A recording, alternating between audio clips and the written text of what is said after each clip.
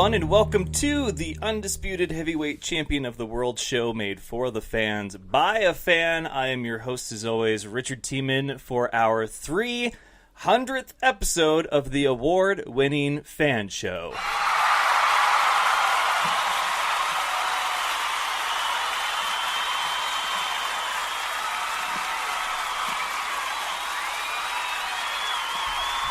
That's right, another milestone, another great adventure here on the Fan Show, and what better way to celebrate than with some of my favorite people. Some of the segments pre-recorded, but still a lot of fun. Regardless, 2 hours this evening, starting right now, and then we have the best way to start it off, which is with the sports guy, James Lehman, in studio. He gets like the whole first hour to himself. What's up? It's funny, because I don't think... Last time I wasn't here, you weren't award-winning. So now it is the award-winning fan show. Life comes at you fast. Wow. Yeah, it does. Yes. But yeah, the award-winning fan show. It's crazy to think that was... You were here pre-award. Yes. But definitely couldn't have done it without you, because you've been part of some great episodes. Started on episode 19. Yeah, that was the first one. You would have that archived and memorized in your own little memory data bank there. You would have it. I got it. So we're 300 in, and I'll be honest. Like I didn't know when I started if I was going to make it to like 50 or even 100. I think when you called me in for 19, I wasn't sure you. I didn't think you were confident that you'd make it to 20. So true. And so you're like, oh well, let's bring James on, because why not? Yeah, but we had like some of the best impromptu segments ever. Like our discussion of like greatest movies of all time, sports movies. We've got the Disney movie bracket going on right now. Yeah, the best Christmas movies. Yes, yeah. I mean it was. We've settled a lot of debates. We've started some great debates. We started a lot of great debates. That's what we do. So, how's things been with you? You apparently, yes, busy. Yeah. But when it comes to me and my travel woes, I don't even know. So enlighten me on what real travel woes are. Well, see, you fly. I do. I drive. Since August, I've driven 32,000 miles just in this state alone. Yeah, within the state. I can't just drive to North Carolina or to Iowa. I'm not knocking. I'm just saying that, it'd be one thing if, I could just sit in a plane and fall asleep and lounge. Except for when I have either a toddler or a businessman kicking the back of my chair. I'm just saying. Flying is nice, but there are some bumpy ones. And, when you're 30,000 feet in the air, bumps aren't the same as when you hit them on the road, on the ground, flat. So, it's been busy. You've traveled over 3,200 miles. 32,000. 32,000. Wow, another zero on there. Yeah. What was the toughest leg? Anytime that you're like driving from like either Longview or Vancouver back to Spokane, because that's like a 5.5, 6 hour trek. Yeah, those are just not because there's anything wrong with them. It's just never ending. Yeah, and yeah, for me, whenever I would drive somewhere, and let me tell you that from here to Boise is one of the longest drives, scenically too, because there's not a whole lot going on. Yeah, when I rode a Greyhound from here to Miami. There was a lot of scenery changes. Wyoming was beautiful, lovely. But okay, wait. When you get used to a trip, like we all know from here to Seattle back, if you're just tapped out at a certain point, and then you realize where you are, like if you hit Moses Lake, you're like, oh my God, I'm still only here. Happens all the time. Like you're so ready to be at your destination. Yeah, because I don't measure trips anymore by like looking at the clock. No, I know as soon as I hit X point, there's that exit. That means I got another 2 hours and 15 minutes left to go. And it's like, I made good time, and then it's like, oh, that rest stop means I still have an hour and 45. FML. Yeah, like you think you're making good time. You think that you're doing well, and then all of a sudden the landmark comes up, and you're like, I'm only there? Yeah. all the time. That's the story of my life now. Yeah, it's rough. I don't envy that. But so we both have our own independent travel woes. Yeah. Middle of tour right now with 3 stops left: Green Bay, Massachusetts, and Jacksonville. Have you been to either? I have not been to Jacksonville, but I've been to Florida. Okay. Massachusetts, I've been to Boston. And where's the other one? Green Bay. I've been to Wisconsin. So I've been to all 3 of those places, not necessarily those specific. Gotcha. What's the favorite city or state you've been to? Georgia. The motherland. Your home. No, honestly, I loved Georgia. It was amazing. Okay, so we're gonna get you to settle something right now then. Okay. Now, we all know that there's a history with you, me, and Popeyes. We have Popeyes now within reasonable driving distance in Post Falls. However, being in the South like I was this last weekend, I discovered that there is another, like the rivalry with In-N-Out and Whataburger. There is Popeyes and Bojangles. Yeah. Which one? Bojangles. Really? Yeah. Wow. Yeah. I mean, don't get me wrong. I love Popeyes. Love it. It's amazing. But I had Bojangles when I was there. I also went to a restaurant called Wife Saver. Okay, I'm intrigued. Which I was like, that's kind of rude that you're saying that this restaurant saves marriages because like it's an establishment that you can go, so the wife doesn't have to cook. Like that's the whole premise of it, called Wife Saver. Yeah, no, I get that. And I was just like, wow, that's so disingenuous. But in the South, they're like, no, this is Southern hospitality. You're treating your wife. Oh, you're treating your wife. So yes, it's Wife Saver. See that's our Washington coming out though. When we expect the negative, and it turns out to be completely positive. We're in PC Washington State. Yes, we are. Right, and but so my initial reaction when they're like, we're going to go to Wife Saver, I was like, whoa, Seattle would not have that. No. But no, it was amazing. They had amazing fried chicken there. I went to Cookout, and that was amazing. Yeah. Great value, great food. And I was in there for all of 5 minutes before someone walked by me. I was wearing my Bobby Roode Glorious t-shirt. And they go, I like your shirt.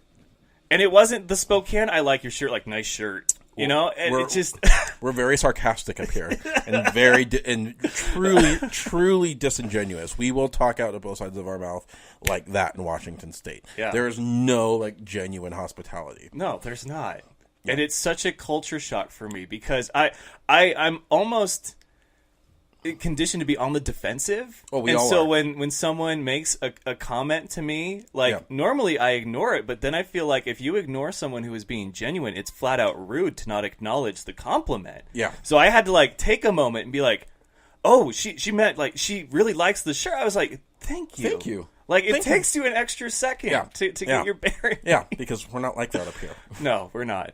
And I even said that to my buddy Chad because he's from Pennsylvania and he knows all about Southern hospitality. And I said, God, you can tell I'm from the North. Like this is such a Northwest feeling for me. Jerks. We're snobs.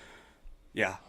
We're snobs and we're very into ourselves. And don't get into my space bubble. This is my space bubble. Stay away. Yeah, because I thought all TSA were dickwads, but no, it depends on the airport and the area. Up here, they don't care. No, you know, belt, shoes. They don't care. Take your electronics out. They don't care. They don't. You know, stand with your feet in the little yellow things. Yep. Down south, they're like, "Where are you heading?" Yeah, how's it going? They want to know your story. Yeah. You've been to Indianapolis a lot, though, because that's where the BOA is. I've been there. Is that, like, second favorite, or is that just... you have to go there because that's where it is, and you'd prefer if it was somewhere else? Kind of whatever. I mean, it was okay, but I wasn't blown away by it. So I saved this episode specifically for the events of Sunday. Like, I have a Tuesday episode, and I go over the headlines, and I recap, but I'm like, you know what? I'm going to save Sunday for Wednesday when you're here. Well, it's really more, it's not just Sunday. There's a lot of things that have happened in the last 5 days. Yes, and we can talk about all of that. But the biggest thing for me that I wanted to know from you was what grade you gave WrestleMania what the best and worst parts were, obviously, because we talk about that each year. I've been tweeting a lot in the last 5 days. I know. I have your notifications turned on, and then I forget that they're turned on when I am not able to watch something in real time, and I have to go and turn them off again. That's and then so I have funny. to go and turn them right You're back welcome. on. You're welcome. Like at NXT, I think there were 3 matches that you spoiled for me. And it wasn't... I don't mind being spoiled for NXT because I'm still going to go and watch it. Right. I'm going to be just as excited for it. Yeah. But I knew there was a few other tweets that I saw on accident that it's like I knew what was happening, but I didn't know what was happening, Right. like how it was all transpiring. And so that I had to go and I'm like, okay, so I'm going to just tweet my stuff. Yeah. No scrolling, no swiping up and down, none of that. Notifications turned off, and then when I get settled tomorrow, when I wake up, I'm going to watch it, and then I will go through and do it like that. So, WrestleMania, though. WrestleMania. Okay. C- for me, and it's because it was a tale of two halves. So it started out with a solid A. I said, in all honesty, Vince's best move for WrestleMania would have been to kick off the show with the Universal Championship. Oh, okay. There was a few things wrong with WrestleMania.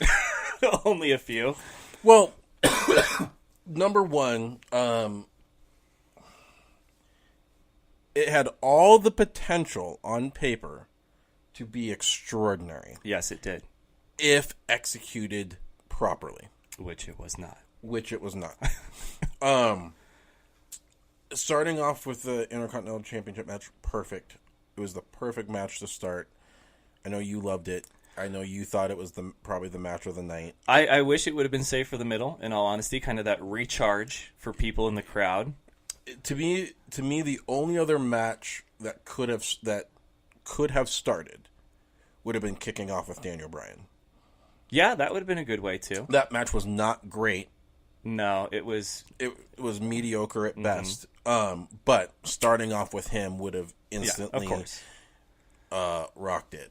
Also, I think the United States Championship match should have been on the pre-show. It was a sleeper. It was horrible. Was. You could have started with the Cruiserweight match. And that also could have... But anyway, Intercontinental Championship match, I give it an A-. I didn't think it was the greatest match I've ever seen, but it was solid. And I feel like that's the popular argument, and my feeling is it's because those three have set such a high bar for themselves that it's almost hard to get like an A+ out of them because all we see out of them is an A. Well, part of it was I think the worst thing they could have done was put Seth versus Finn the week before. Yeah. Who killed it and set the bar so high that now it's like, okay, we've seen this. I felt like it was a match I had seen. Yeah. So I wasn't overly, like, it was good, but it wasn't like, oh, finally. When you saw Ciampa and Gargano the night before, you hadn't, you were chomping at the bit to watch it finally play out. Yeah. The Intercontinental Championship match, I felt like I had seen every single week on Raw. Yeah, they did have a way. I mean, and that's the problem that you face when you have three competitors is that there's only so many ways you can mix them up. Yeah. I mean, so it's just, I felt like I had seen it, so I was not as in that. It was good. Yeah. Rewatched it again today in preparation for tonight. Yeah, so that happened. And then we went to Asuka and Charlotte. I felt could have gone... I thought it was superb. It could have gone 5 more minutes. Really could have. And a few more false finishes, I think, could have just really sucked us in that much more. But I gave that one an A- too. Yeah, I thought it was good. It definitely was a match that was structured the way that you wanted a match to be structured: a beginning, middle, and then a finale. It was perfect. Yeah, it was. Have no complaints about it. Well executed. Charlotte is obviously the John Cena of the women's division. They're basing the whole women's division around her, and rightfully so. She's that good. Yeah. So 0 problems with it. then we went to the United States Championship match. Yeah. Tough to follow those two. So it had a bar that was set pretty high for itself, but you knew that, with the rest of the card, obviously Charlotte and Asuka could have come later. It could have been that midpoint. I think it was okay there. I just think that the United States, nobody cared. Orton has not done anything significant in years. No. I mean, really. So he's a glorified mid-carder right now. Sorry, Randy, but it's true. Jinder, people hate him, and not in like a cool heel way, like, oh, we hate this guy, but no, we hate this guy. Yeah, we're tired of seeing you in the ring. Right. So, Rude, he's not a good guy. He's a heel. So they have not been. You're a big fan. Yeah. I'm a fan. They have not been presenting him well. He's not hot. The only person in that match who has any thing going for them is Rusev, and they're not. And no one figures out how that's even possible. And Vince just brushes it off like, dude, he consistently has solid matches on SmackDown. Oh, he's a great talent, but it's just like the Rusev Day, the Aiden English, like any other pairing of superstars. Yeah, it's Slater and Rhino, and it's just like, why? What? Yeah. So anyway, anything short of Rusev winning that match to me was going to be a disappointment. Which I thought about too, and I was like, but he's won it. Like, what else is he going to do with another U.S. title run? He's just got now people like him. Yeah. So, which is fine, but it's like you gave it to the one person who should not be carrying it. Yeah. No, I agree. But guess where they're going next? So that match got an F for me. Nia Jax feel-good story of the night, but I felt it was really underplayed. Like, it should have been a bigger moment than it was. It should have rivaled the streak ending kind of moment. Here's my problem with Nia Jax, and I'm a fan. Mm-hmm. I like her. They need to expand her moveset, and she's not. And I'm not saying this just because of like size. She is Vader as a female. Yeah, she's a heel. She's not. Get over like the body image thing. She needs to be like a destroyer and just destroy people. She's Umaga as a female. Yeah, it's tough to have sympathy for somebody who can destroy you. Yeah, no, I when you have somebody who's can be that dominating and can kill people.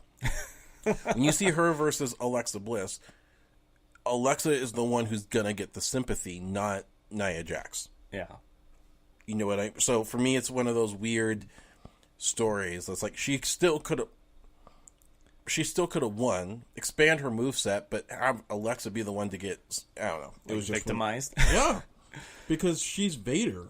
She's Umaga. The bullying angle has been a bit overplayed in my mind, especially considering get over it. You're numb to it by now,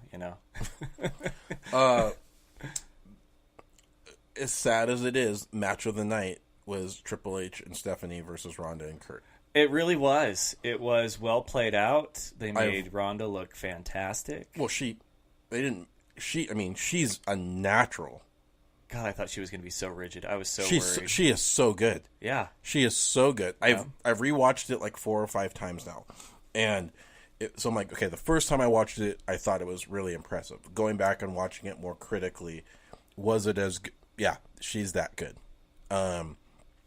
Facial expressions sells it. And she's working with Stephanie, who's so good. I think she's the most hated person. She's the biggest heel in the company. Yeah. My problem is she's the most hated person in the company.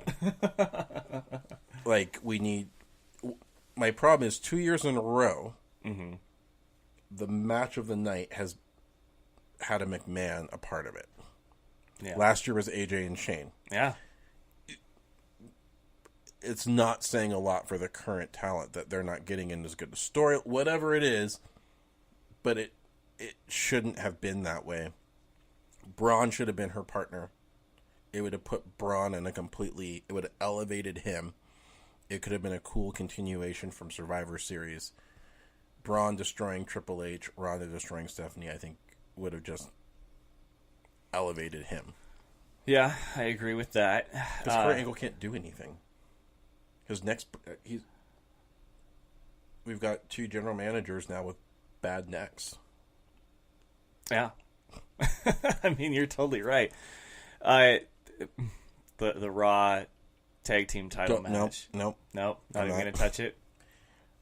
What a way to murder the Raw tag team division. And so Danny asked me about this last night. She thought that Braun was the most important part of that whole thing just because of how into it he was, which I agree. I liked it. Yeah. It was a feel-good moment. But, I will be the first to tell you that if I had, like, my own Make-A-Wish kind of thing, it would be to win a title and to come out and have, like, my entrance and everything. But I understand, as a fan, that it's like there are guys that work year after year after year, 365, just to have a chance at those. And sometimes they only win the one, and then they're sent packing. Who am I to go? And just because of what I am or who I am that I say, I'd like to win a title. And I get that. It doesn't sit well with me. Well, it's not even a Make-A-Wish kid. It's a referee's son. That's legitimately like the whole thing behind that, because I heard rumors. It's Jack Cohn, the referee. It's his son, Nicholas. Wow. So it's not even dying. Sorry, but he's not even dying. So for me, the Raw tag team division has been horrible for a long time. Yeah. I'm not a fan of the Bar. They're both great athletes, but I've not bought into it. When you've got people like the Revival on Raw, who are dedicated, true tag team people, and it's just like you've got Gallows and Anderson, who are one of the hottest tag teams in Japan, and you're doing nothing with them. I don't know, it bothered me. And then SmackDown successfully buried its tag team division with the Bludgeon Brothers winning because, it's a gimmick, it's kind of cool, maybe. The only reason I'm okay with it is they're good. The problem, I think it sets the Usos up to move to Raw. I would like to see that. In the shakeup. That's the only reason I'm okay with it. The problem with that match was it felt like it was the exact same match which wasn't even a match. It was the Fastlane thing where they just destroyed and decimated everybody for 10 minutes. Go and watch that, and then go watch the WrestleMania. It's the same thing. Yeah. So that match was a complete waste for me. Did the New Day have the best entrance ever? No. I'm asking you that because there were things about their entrance that I knew that you would be a huge fan of. The pancakes? I hate pancakes, but no. I mean, it made me laugh, but by no means was that the best entrance. Okay, just making sure. Cena running up the ramp, I thought was the whole Undertaker Cena thing was such a waste. I get it in why they did it. The Undertaker, I'm not saying I agree. Okay. I get their thinking. He's a special attraction now. But stop. I'm done with it. I'm beginning to hate the guy. Like, huge fan I don't really hate him, but I've been a fan for a long time. Mm-hmm.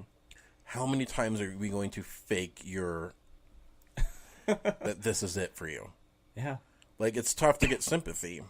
After WrestleMania that you were at with the palm trees, 28, and they're all 3 of them are on stage. Michaels, Triple H, Undertaker. That should have been it. 20-0. That right there. Boom. Done. You don't get better than that. You just don't. You don't.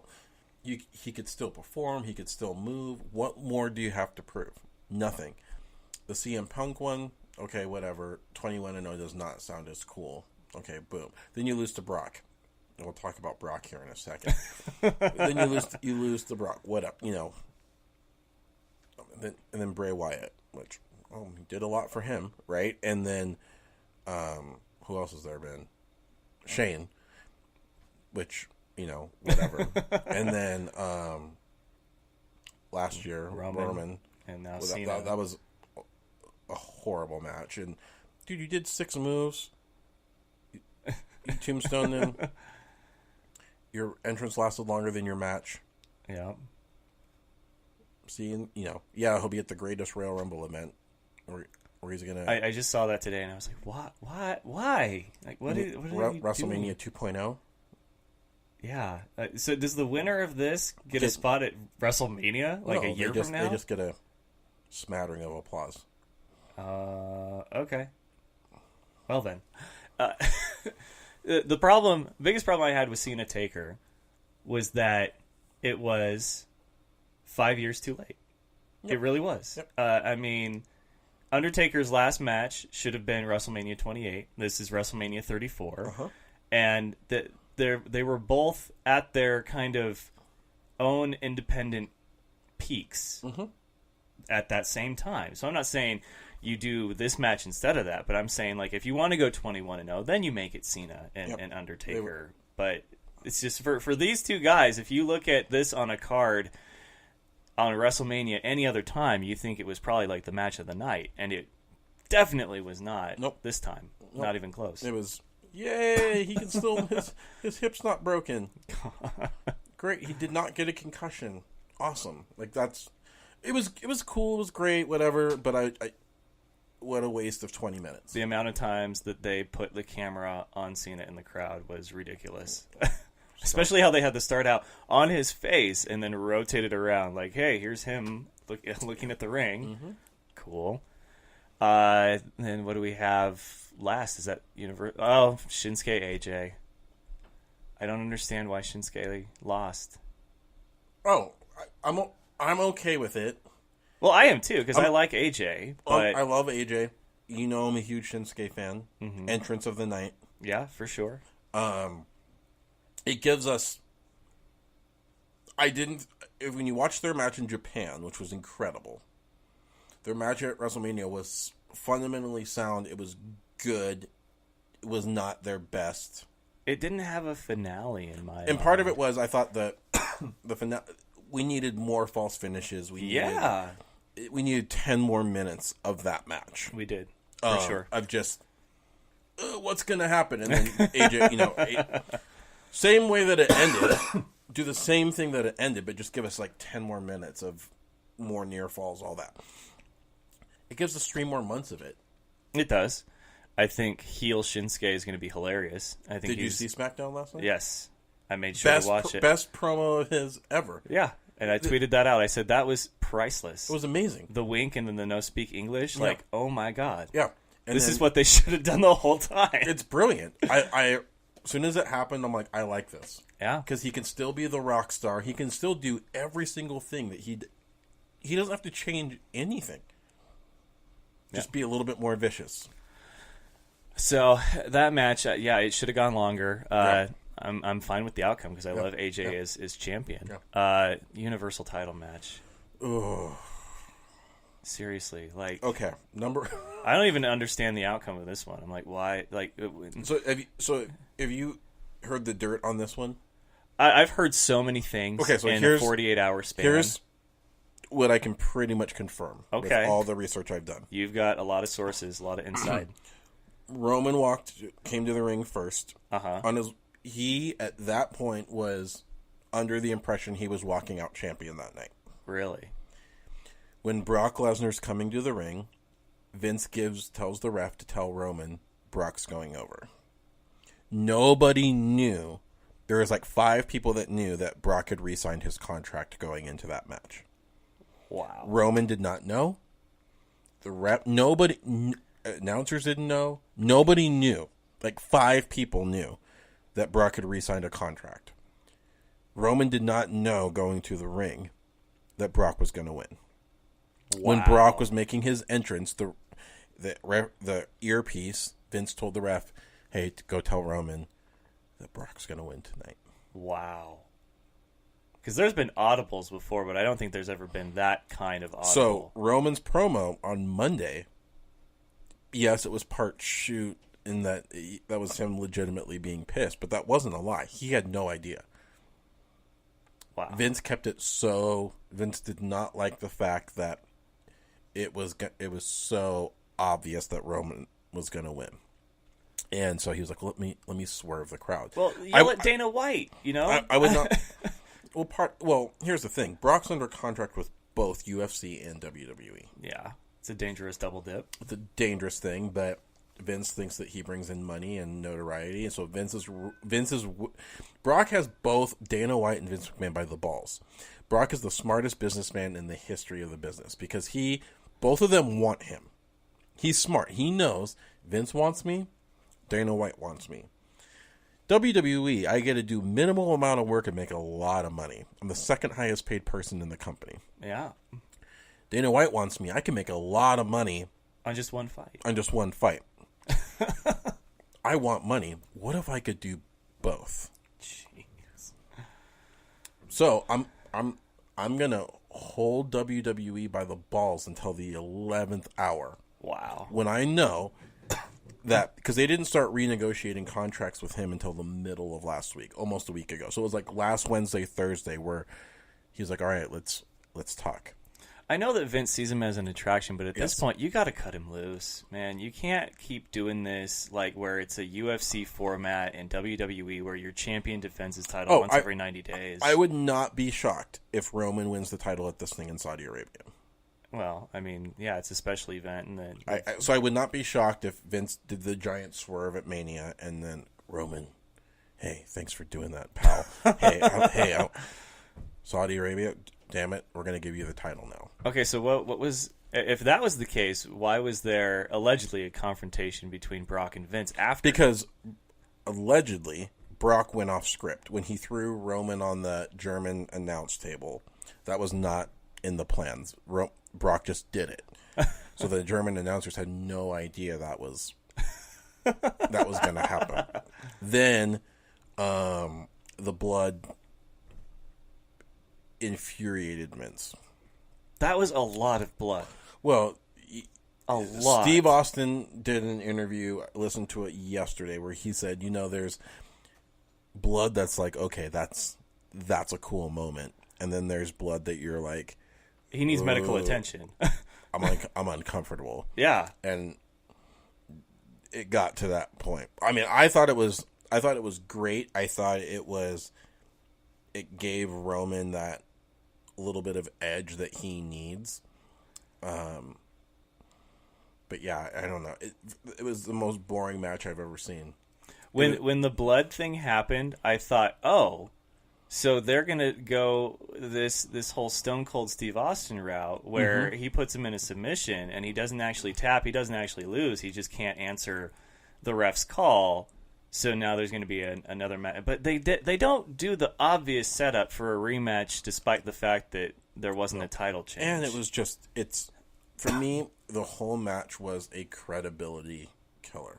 Yeah, Braun Strowman got pinned by taking one F5. Samoa Joe got pinned by taking one F5. Basically saying this is the baddest move in the company. That you take one. You're done. Okay, so basically you're building so WrestleMania, Roman can kick out of one, Brock hits another, and then boom, it's done. 6. Like it's not even entertaining. It's just like, really? And the fans crapped all over. So the whole match was a joke. Yeah. The fans were chanting boring. This is awful during your WrestleMania main event. Should have kicked it off with it. That's all I'm saying. Get it out of the way. Don't even give the fans a chance to crap on it. I think if it would have been first, I think Ronda's match could have been last. Not even kidding. It could have been. Charlotte Asuka definitely could have been last, though. I don't think that would have been as well received. Well, they didn't push it like it had potential to be last. But I think the Ronda thing, the way that the crowd got into it, I mean, you have to think that it was almost 1 o'clock in the morning. It was almost 1 o'clock in the morning by the time Brock and Roman had that match. Yeah, very true. Some fans had been there almost 9 hours. Well, so that's Mania, and I know that you're dying to talk NXT, so we're going to segue into it like this. That is that I'm convinced, I wasn't a full-time follower of NXT. I'm doing the whole starting from scratch and going, and it's kind of hit some speed bumps. But I'm to the good parts now, right? We had the Charlotte match that you brought up when I interviewed Charlotte, and I can see the appeal. And after watching every takeover for the last year, I'm convinced it's just the premier brand. It is the better product, despite not being the main roster. And I think I've figured out why that is. And it's not just the fact that there's more in-ring action and less gimmick, but also we live in an age now where social media is single-handedly killing what WWE once made its money on, and that was the element of surprise. Nothing is secret and sacred anymore on the main roster. Bobby Lashley's return on Monday got leaked because somebody took a snapshot of the production screen. That's why Vince did what he did with Roman and Brock. So why are you doing that with everything? Like, who is he hiring that's in the back that is tweeting out photos or text messages saying so and so's in the back? Dude, it could have been just a person who works in that arena, who just walked by, who's like a custodian, and was just like, oh, just click, tweet. Like, and they know enough people that's going to get out in like 5 minutes flat, and now the whole show's ruined. Also, all someone needs to do is say Lashley returns, and you tweet that picture. Somebody just goes on Twitter, boom, retweet. Dude, Shawn Michaels' haircut closed Twitter almost for the entire day. Because when I was at the SmackDown Live event with you, and I was in there before they opened doors, and I took one picture of myself in front of the ring, not even any wrestlers, any spoilers, anything. Big, giant black dude comes up, I need to see your phone in the pictures that you've taken. And he swiped through all the way up until we had been at the Charlotte meet and greet, like 3 hours prior. Like, he's going through, and he's like, I need you to delete these ones. These ones can stay, but these... And it's like, okay, so if that happens to me at a live show, you're going to tell me that Raw and SmackDown are somehow letting things slip. But there is a part of it that there are certain things that Vince wants to leak out.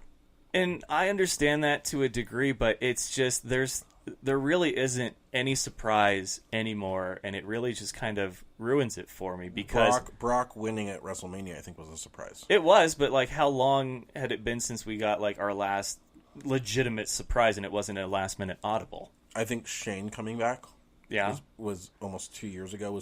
I think that shocked people. Yeah.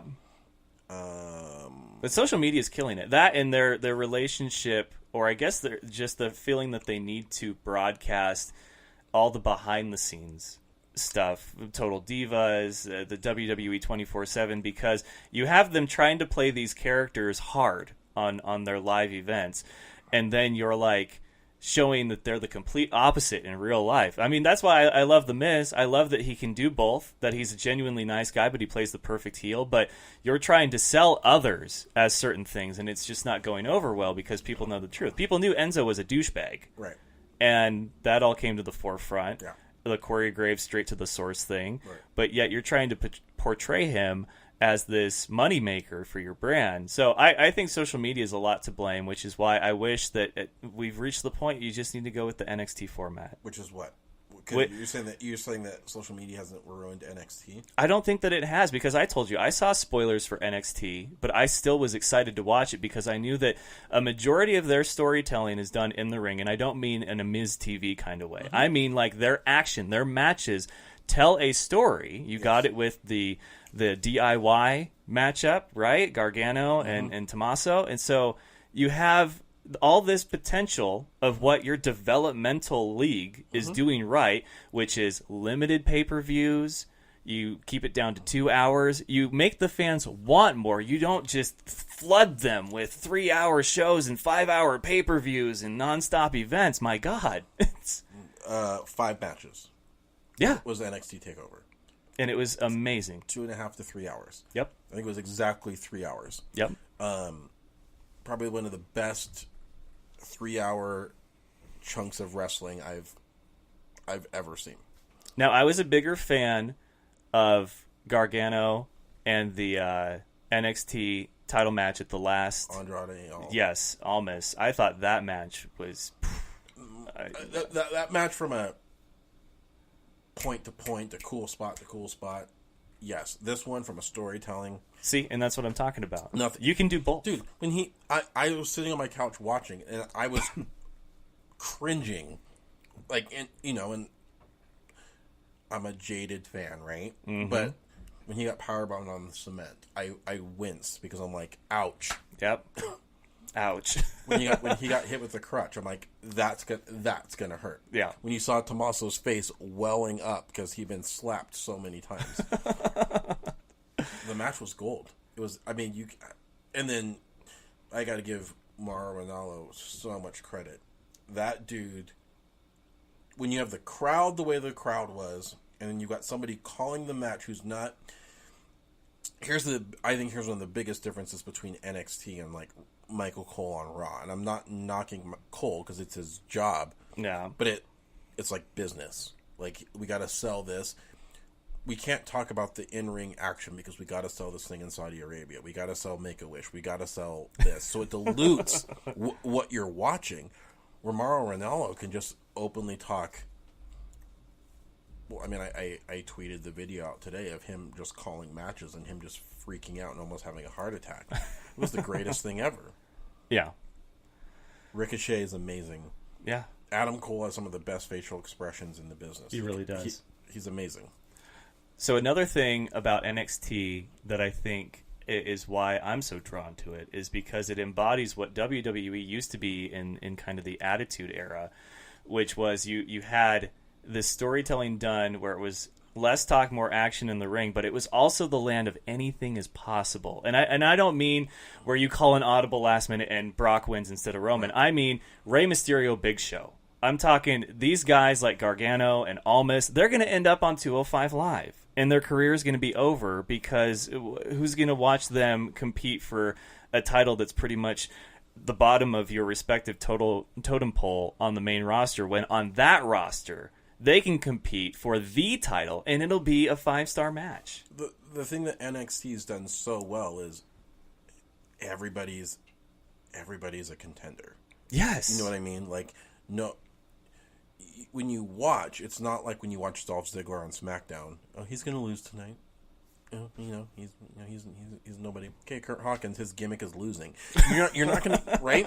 You're not going to see that. You don't see that on NXT because you're building every single talent to get over. Yeah, which is to me, I think that's one of the biggest differences between WWE and NXT. Is on the main roster, you're building maybe 3 names on each. You're building Roman. Yeah. You spent 5 years. You spent half a decade trying to turn him into the next John Cena, and it's failed. Yeah. It has not worked. No. Where NXT is about, we need to build both these people, all of these people, all 6 people in that ladder match got a moment to shine, and they're now better for it. So what would you like to see happen? Because obviously it's a new year for WWE. This is our annual reset. Yep. WrestleMania is sort of the beginning and the end of their year. Mm-hmm. We'll have the Superstar Shakeup, which always breathes a nice, a breath of fresh air into both brands, but sometimes it just... We're hitting the reset button. Yeah, mm-hmm. Which is what you need. But NXT continues to hit the mark. Mm-hmm. Largely in part to Triple H just gets it. NXT as a whole just gets it. So I don't know. If you're an avid fan of a lot of the talent that's on NXT right now and you've seen what has not happened for NXT talent in the last year on the main roster, you're nervous for the shakeup, for people to get called up the next night. Because what has Bobby Roode done? He's won 1 U.S. title. And it hasn't been well received by the fans. They like him, they want to like him, but they like heel Bobby Roode. Which is what he should be. This egotistical... His entrance is that of a heel, not a good guy. No, it's... Exactly. And you have Becky Lynch, who's doing kickoff battle royals, and getting eliminated while they're at commercial break. Balor still only has 1 title reign, and it was for 24 hours. Rollins finally got a title, and now he's a Grand Slam champion, which they're giving those away like it's free candy, and is another problem that I have with the main roster right now is that there's nothing sacred anymore. No. Well, part of it is I don't care.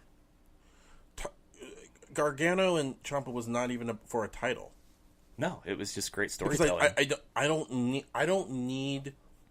This is where it's like I'm going to talk out of both sides of my mouth because I don't think we got to get the title off Brock because we should have the title we should be seeing. That's important. But at the same time, it's like I don't need a person to have a title to care. Or sometimes I feel like there's this, we got to give. No, I just want to be. I just want to be entertained and don't treat us like we're idiots. What I like NXT is they build everybody up. The swerves they give you are not like weird things. It's like Roderick Strong. Yeah. Which was brilliantly done. Mm-hmm. It was like, whoa, okay. I like this. I personally hate my intelligence constantly being insulted by me online. No, I appreciate that because it's fun. Okay. But I just mean by the antics of the main roster because it feels like you don't get that kind of feeling from NXT. Like they're not doing a guy breaks his leg and he comes back 2 weeks later, he's fully healthy and he's kicking ass again. Like they have the time, they have the blueprint where these things can actually feel more real. Where they film 2 months of TV in one day. Exactly. And so here's where I will talk out of both sides of my mouth. I love NXT for its UFC style format, meaning that you have the once a week thing, which is a WWE thing. Keep with that because it's good. You're filming however much in advance, that's fine. But you're giving the fans just enough to get by week to week, and then you culminate with a pay-per-view once every 3 months, if that. Maybe it's a bit sooner because we have the big four. Some of them are closer together than others. But you have your big finale, so you've had all this time to work these storylines as well as you can and get the in-ring chemistry down. And now you have the finale, and it works beautiful, and that's a UFC thing. You know, they announce what their pay-per-view is going to be, and they build it, and they sell it, and then it's hopefully as good as you thought it was. Same note, you go to the main roster, and here's Brock Lesnar, who is doing that exact thing. The problem is, though, is that WWE, their main roster is operating like 24/7, 365, where there's a champion who defends his title once every 3 months. You don't have pay-per-views once every 3 months, though, so that doesn't work. When your title, is only showing up once a month, F that, and that's at a pay-per-view to be defended for 10 minutes, it loses its legitimacy, and that's the biggest problem that I've had lately. Yeah, well, yes. Yes. I mean, the biggest problems that WWE has is oversaturation. Yes. My problem with the Intercontinental title match was, I'm like, we've seen this. Oh my God, we've seen this. Ugh. But at the same time, it's like, thank God they're there every week. Yeah. You know, and so it's one of those double-edged swords. Like, I get it that it's a novelty. You know, Paul Heyman would say it's not just must-see, it's can't miss. I could have missed that title match at Mania. I'd like to see Paul Heyman as Raw General Manager. It's kind of what I was hoping if Brock left, was that he would get a job. If Brock like left, that. He would have left too. Yeah, it's just disappointing. So you hate Paige. Okay, so I'm just not a fan of Paige. And I also wanted to talk about shows like Total Divas, so this is a good segue for that. 2 for 2, how about that? So, Paige, I understand, okay, she was apparently the front runner for the women's evolution, although I've seen that era, and it's not all her. It's really not. It takes two to be in that ring together, and Emma was very good as well. And you had the up-and-comers that were incredibly talented, like Bayley, Charlotte, Becky, and Sasha. So it wasn't just her. She was the anti-hero, like Stone Cold. Right. So I get it that she was kind of the flag carrier. But so she goes through, she has this, meteoric rise to the main roster, wins the title her first night there. She's changing the game. But then you see her on Total Divas, and she's kind of like this the rules don't apply to her attitude, and that's a problem that I've always had with people, is that she wants to get this tattoo, and when they say no you can't, she's all upset. It's like, they sign your paychecks, like they pay you well, and I'm sorry that you can't get a tattoo, but I'm pretty sure there is a lot of this in that big contract you signed that said we're going to pay you a lot to show up once a week and talk on a mic in front of thousands of fans and blah blah blah. And there was when she said that she fed Natalya, like, you know, pot brownies or whatever as a prank. And it's just like, you work in an industry where that's the kind of thing that gets you fired, and you're going to joke about that? So there was just a lot of attitude things that really didn't sit well with me. Right. And I haven't even gotten to, the Xavier Woods thing, which you can apologize for, and I will believe it is sincere. But at the same time, don't call it an oops. And oops is like, oh yeah, I forgot to pick you up at the airport. Oops. Or an oops is like, yeah, I probably should have done that a little sooner. Oops. But an oops is not where you have two other participants in something and they're each taking turns and filming. It just, that doesn't strike me as an oops anymore. So that's my feelings on it. So here's my thoughts on it. Mm-hmm. If she did not have a movie coming out, that has WWE Studios' name on it, right, and The Rock's name on it, it's The Rock's production company and WWE Studios. Yep, they have to make money. They do. They absolutely have to make money. You pull her off TV, you're not going to make money. You're not going to make money. Because The Rock sure as hell is not going to show up on SmackDown. Also, in an era of women empowerment, women empower, blah, blah, blah, blah, blah, blah, you now, and I'm not saying that's a bad thing, I'm just, you now have a woman general manager, again, when it's been predominantly male-driven. Which I'm fine with all those points.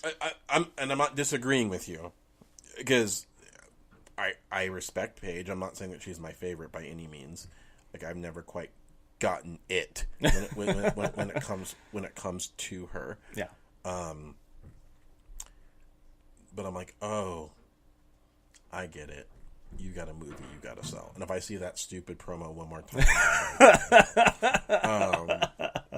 but to me, it's had they not been that movie, I don't know if she still would be SmackDown general manager. Yeah. When she was on Tough Enough, and she was really harsh on the people coming up, she was brutal to Mandy Rose, and she was brutal. It was almost entertaining how just like fired up and angry she got. Yeah. It's like, you turn her heel, so she's not this goody two shoes, because she's not a goody two shoes at all. So you take that attitude that you talked about of rules don't apply to me, I can do whatever I want, and you mix that with some of that just tenacity she had when she was on Tough Enough, it could make for some entertaining.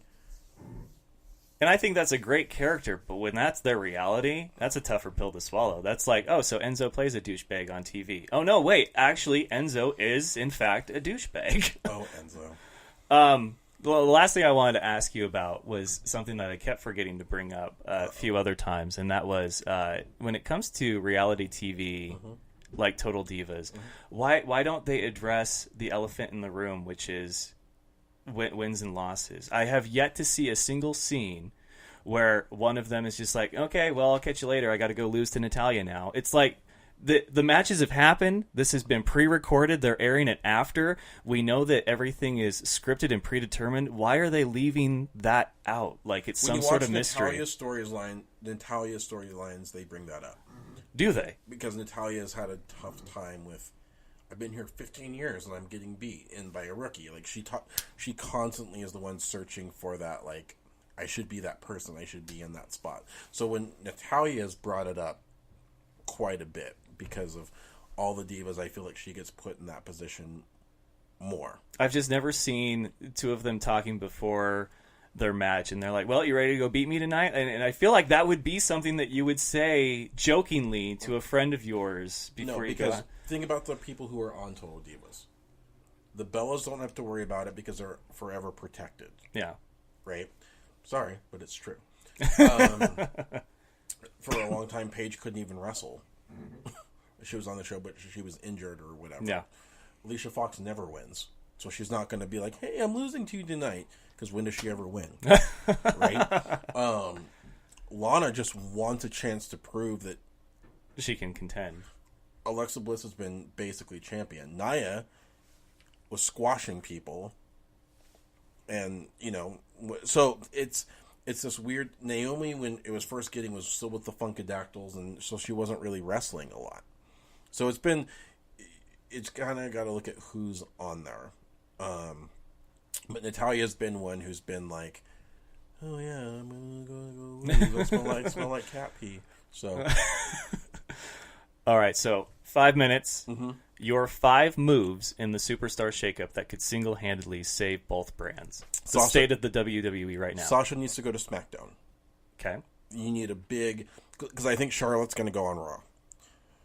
Charlotte on SmackDown has not made sense to me. Charlotte's best run was when she was on Raw, and she needs to not be a baby. She's a heel. When she was nasty, oh god, she was so much better than she is right now. But they haven't featured the women on Raw like they have on SmackDown, though, and that's why I felt she got the move to SmackDown to begin with. They just needed a name. I think you need to flip flop those two. Sasha needs something new. Okay, so there's one, Sasha to SmackDown. I think you need the Usos on Raw to reinvigorate the tag team. I will agree with that as well. To reinvigorate the tag team scene. Either Seth or Dean Ambrose needs to go to SmackDown. I could see Dean going. I think Seth is Dean too set on being... Dean needs to come back as a heel. And I know you always say, James, you just want everyone to be a heel. But you need talented people in that role. Sorry, Mojo Rawley's not a good one. No, he's not. Jinder Mahal's not a good one. Yeah. Either I can see Rusev moving to Raw, them trying to capitalize on that, because they care about Raw. They don't care about SmackDown.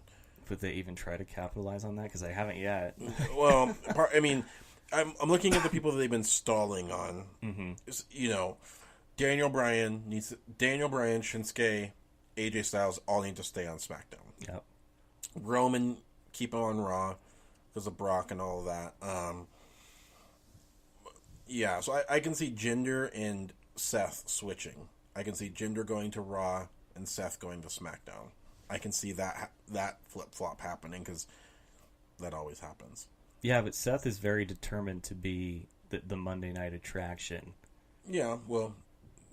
I mean, I guess that doesn't matter, like, in the grand scheme of things. But I also can see, it's like, you move Seth over to SmackDown, now you get AJ versus Seth. You get Shinsuke versus Seth. You get Daniel Bryan. So you get... There's a whole pool of matches long-term that you can get out of 4 people. See, but I thought Balor would be the better move to take to SmackDown. Him and the club. Just move all 3 of them over there. Because then you're getting a legitimate replacement for the Usos. Right. Because without them, you're left with Shelton, Benjamin, and Gable, who really should be better utilized. The Bludgeon Brothers and the New Day. I would also flip-flop Braun and Baron Corbin. Really? Just because what left is there on Raw for Braun Strowman? I don't know. There's nothing, because he's... the only feud that has not really happened is him and Samoa Joe. But they're not going to do that. So, put him on SmackDown, give him some fresh... He needs something long-term that can sustain him for a while. He needs a change of scenery, yeah. Or you keep Baron Corbin on SmackDown and those two feud for quite a while. Yeah. Who else? I don't know. I'm going through Mania. Yeah. SmackDown needs some... I don't know what they're going to do with Kevin Owens and Sami Zayn, but if they put them on Raw, then those are 2 really over-tapped people, so you got to supplement it. SmackDown needs a rub. SmackDown needs some juice. Raw's stacked. Do you think Daniel Bryan will go to Raw? He should not. They need him to sell SmackDown. Okay. WrestleMania tickets spiked when they announced that Daniel Bryan was coming back for Mania. Yeah. Roman, Brock could not sell tickets. Hey, Daniel Bryan's coming back. Boom, there was a surge in tickets. Wow. So you need to keep him on SmackDown to keep ratings up. Well, there you have it. We've covered Mania. Yep. Talk about NXT and Yep. why it's so awesome. Yep. And ways to fix wrestling and Everything. traveling. Yep. We got through it. We got through it in an hour. In an hour. We got one more hour to go where I've got like 4 interviews to get through. But Go you. 300, I wanted to have you here in studio to celebrate. These are my favorite conversations.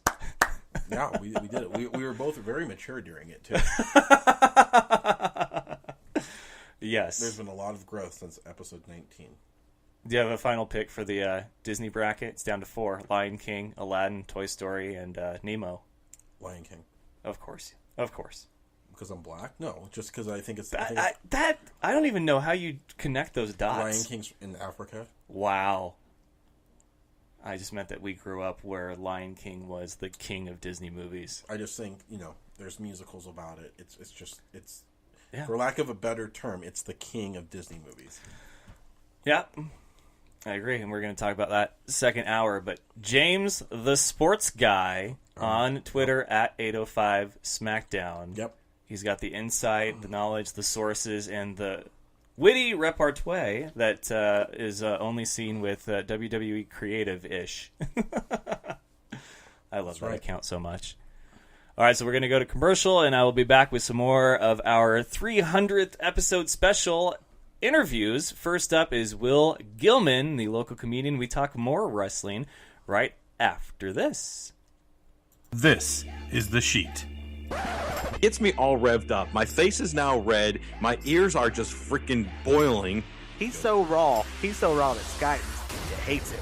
Yeah, he had 51 touchdowns, 4,900 total yards. I know y'all like that, but I got to run. And only in Alabama that could happen, I have to say. They're so good, man. They would win the Big Ten if they were in the Big Ten. You could be doing something vision-based in front of you and reach down and grab a handful of insane goodness. Give it to him. Kudos. I'm clapping like a golfer. Very good, Johnny. I'm proud of you. Wow, you guys agree on something again? I'm very impressed. You ever had a bad week? Just you walk outside, step in a puddle, like right when you walk outside. I mean, how's there a puddle right outside your house? Or you stand on the curb and somebody drives by and splashes water up on you? Or it's just raining on you, not anyone else? I will tell you, before you go any further, I cannot hear Chad when he speaks. Good. Here, listen to the sheet, man. I don't really know what we're doing. Every Saturday morning, 8 to 10 a.m. right here on WBLZ Sports. Whether it be your industrial, commercial, or residential needs, Gen Service is the electrical contractor for you. The Gen Service team has the expertise, commitment, and educational years to help you solve all your electrical concerns. They have you in their best interest with helpful suggestions to accommodate your every want. Give them a call, no matter the size of the job, at 740-438-7173. Mention WBLZ Sports, and you'll get a discount. That's Gen Service, 740-438-7173. This is Nick Coscarelli, the mad scientist of sports. Join me and Dr. D, Derek Jones, live every Saturday night, 10 p.m. Eastern Time, 7 p.m. Pacific, for the Mad Scientist Sports Lab. The big intellect, the experiments on the chalkboard, and the guest subjects will be rolling in. Mad Scientist Sports Lab, only on WBLZ Sports, where we got balls. Doug Peffer Painting and Pressure Washing. He has over 30 years of painting experience. He's interior, exterior, commercial, or residential. Doug Peffer covers it all. Is your house looking ugh? We'll call on Doug. Doug Peffer Painting and Pressure Washing. 404-966-3361. Mention WBLZ Sports and get a special We've Got Balls discount. That's Doug Peffer Painting and Pressure Washing. 404-966-3361. Check out Thursday Night Tailgate, where NFL legends live on. We bring you 5 NFL legends every week, sharing their stories and insights, plus our spotlight on the positive. Hear which players are doing great things in their communities. Now on WBLZ Sports Talk Radio and WBLZSports.com.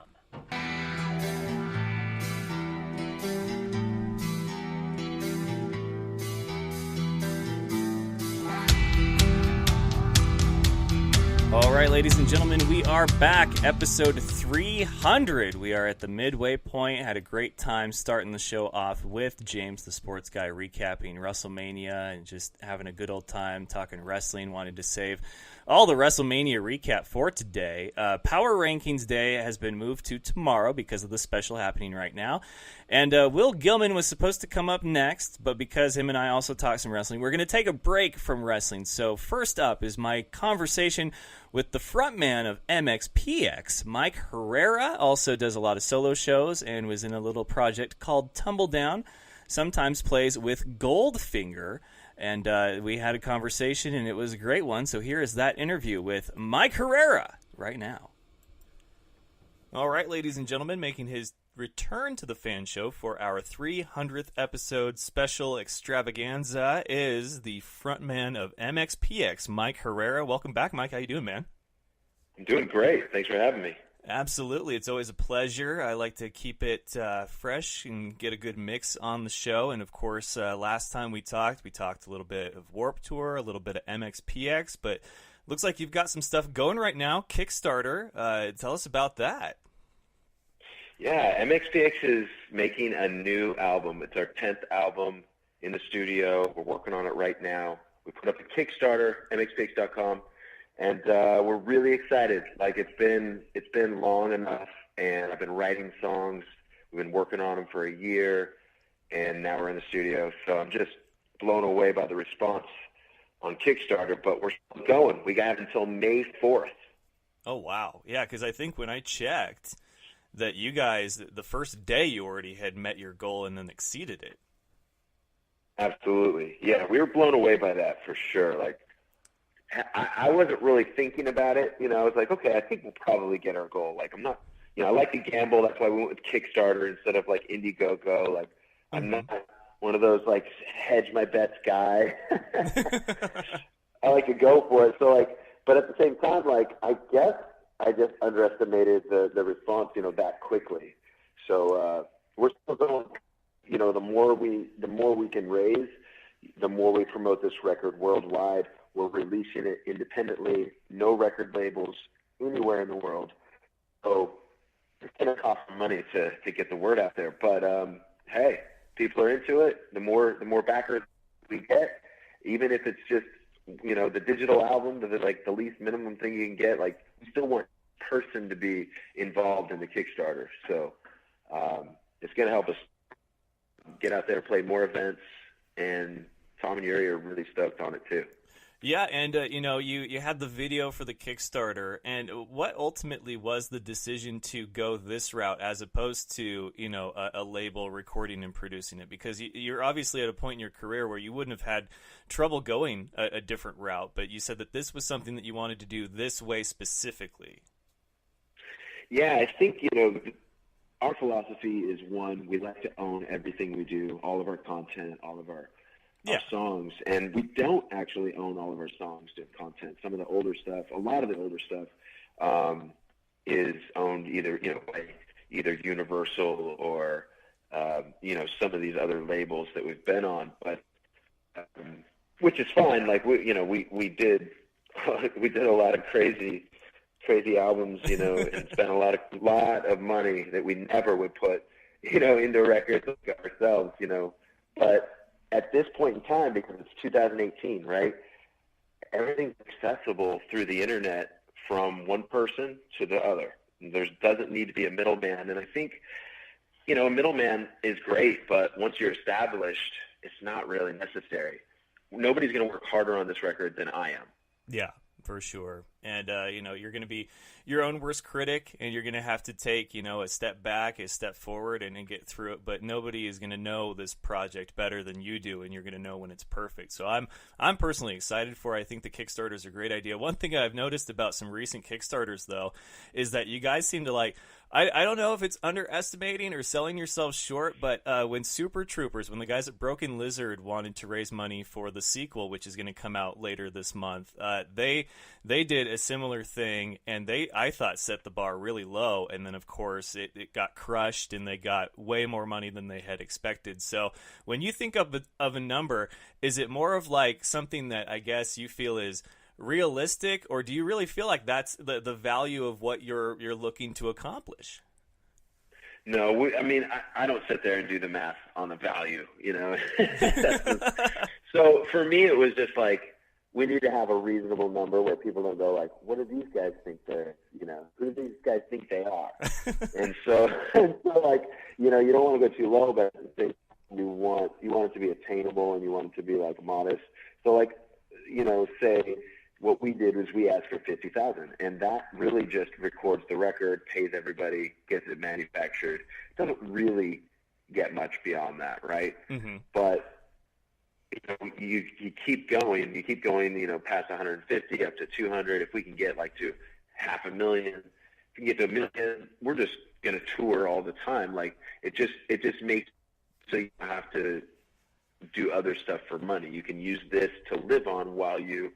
But we're a long way from that. Like at this point, we have to pay for all the Kickstarter perks, and we have to pay for all the flights, our crew, pay for all our people. So it's real life, just like anybody else that has a small business and runs it. You take a look at your numbers, and you're like, oh my God, let's go. So it's good and it's real. It's real life, and people feel like a little bit of ownership, even though it's like they're not owning the songs or anything, but they get this record, and they get this record made because they helped make it. Yeah, they feel part of it. They helped finance it. Yeah, it's like, going to the people for instead of an angel investor, or a record label, in fact, is a lot like crowdfunding. It's just one company. Yeah. And it's usually a worse deal. So Well, hey, fair enough, man. I'm glad it's worked out so well and that you still got plenty of time on there. So it is the MXPX 10th album, and it is Mike's baby right now, and looking forward to what you guys have. So this is my 300th episode, and I don't know if this is something that you keep track of, but do you remember your 300th show or the 300th song that you wrote? Well, I haven't done 300 shows yet on my podcast. I'm at 236, I think. Okay. So I got a little ways to go on you, but congratulations, 300. That's amazing, dude. It's amazing. Well, thank you very much. What about playing either solo shows or with MXPX, the big 300? Really keep. Yeah, I'm sure I'll surpass that 20 years ago or something, but but I didn't keep track of it. That's the thing, is like, after it kind of rolls by, it becomes something a little different than it was, when you started. And for that reason, you have to keep things fresh, and you have to like think of ways to keep your audience coming back, year after year. So I missed out on the 300th anniversary of our, song or album or whatever. But yeah, and what's funny is that there's usually somebody that's keeping track of that kind of stuff, because it's almost like a promotional or a marketing tool. Like, this is MXPX's 300th show, don't miss it. But sometimes it's just depending on like who you've got keeping track of your stuff. But for you, you've done solo shows, MXPX and Tumble Down, and then you've played with Goldfinger a lot recently. Like, which one, I guess, do you kind of prefer, or does it really depend on the venue, the circumstance, the song set list? Like, what are your thoughts on where Mike Herrera is in 2018? In 2018, I prefer MXPX because I just know that all my guys will be there. We always have great shows. The fans are amazing. Shows are always sold out, so that's great, And then I would say really lately I've been doing a lot of solo shows as well. I do a show called Songs and Stories, where I just tell a ton of stories, and some are historical touring stories from MXPX days. Some are like things that just happened that are crazy or weird. And then of course I play songs and stuff. So those are kind of creeping on me as far as, I'm really starting to enjoy them a lot more as I do more of those. I was just in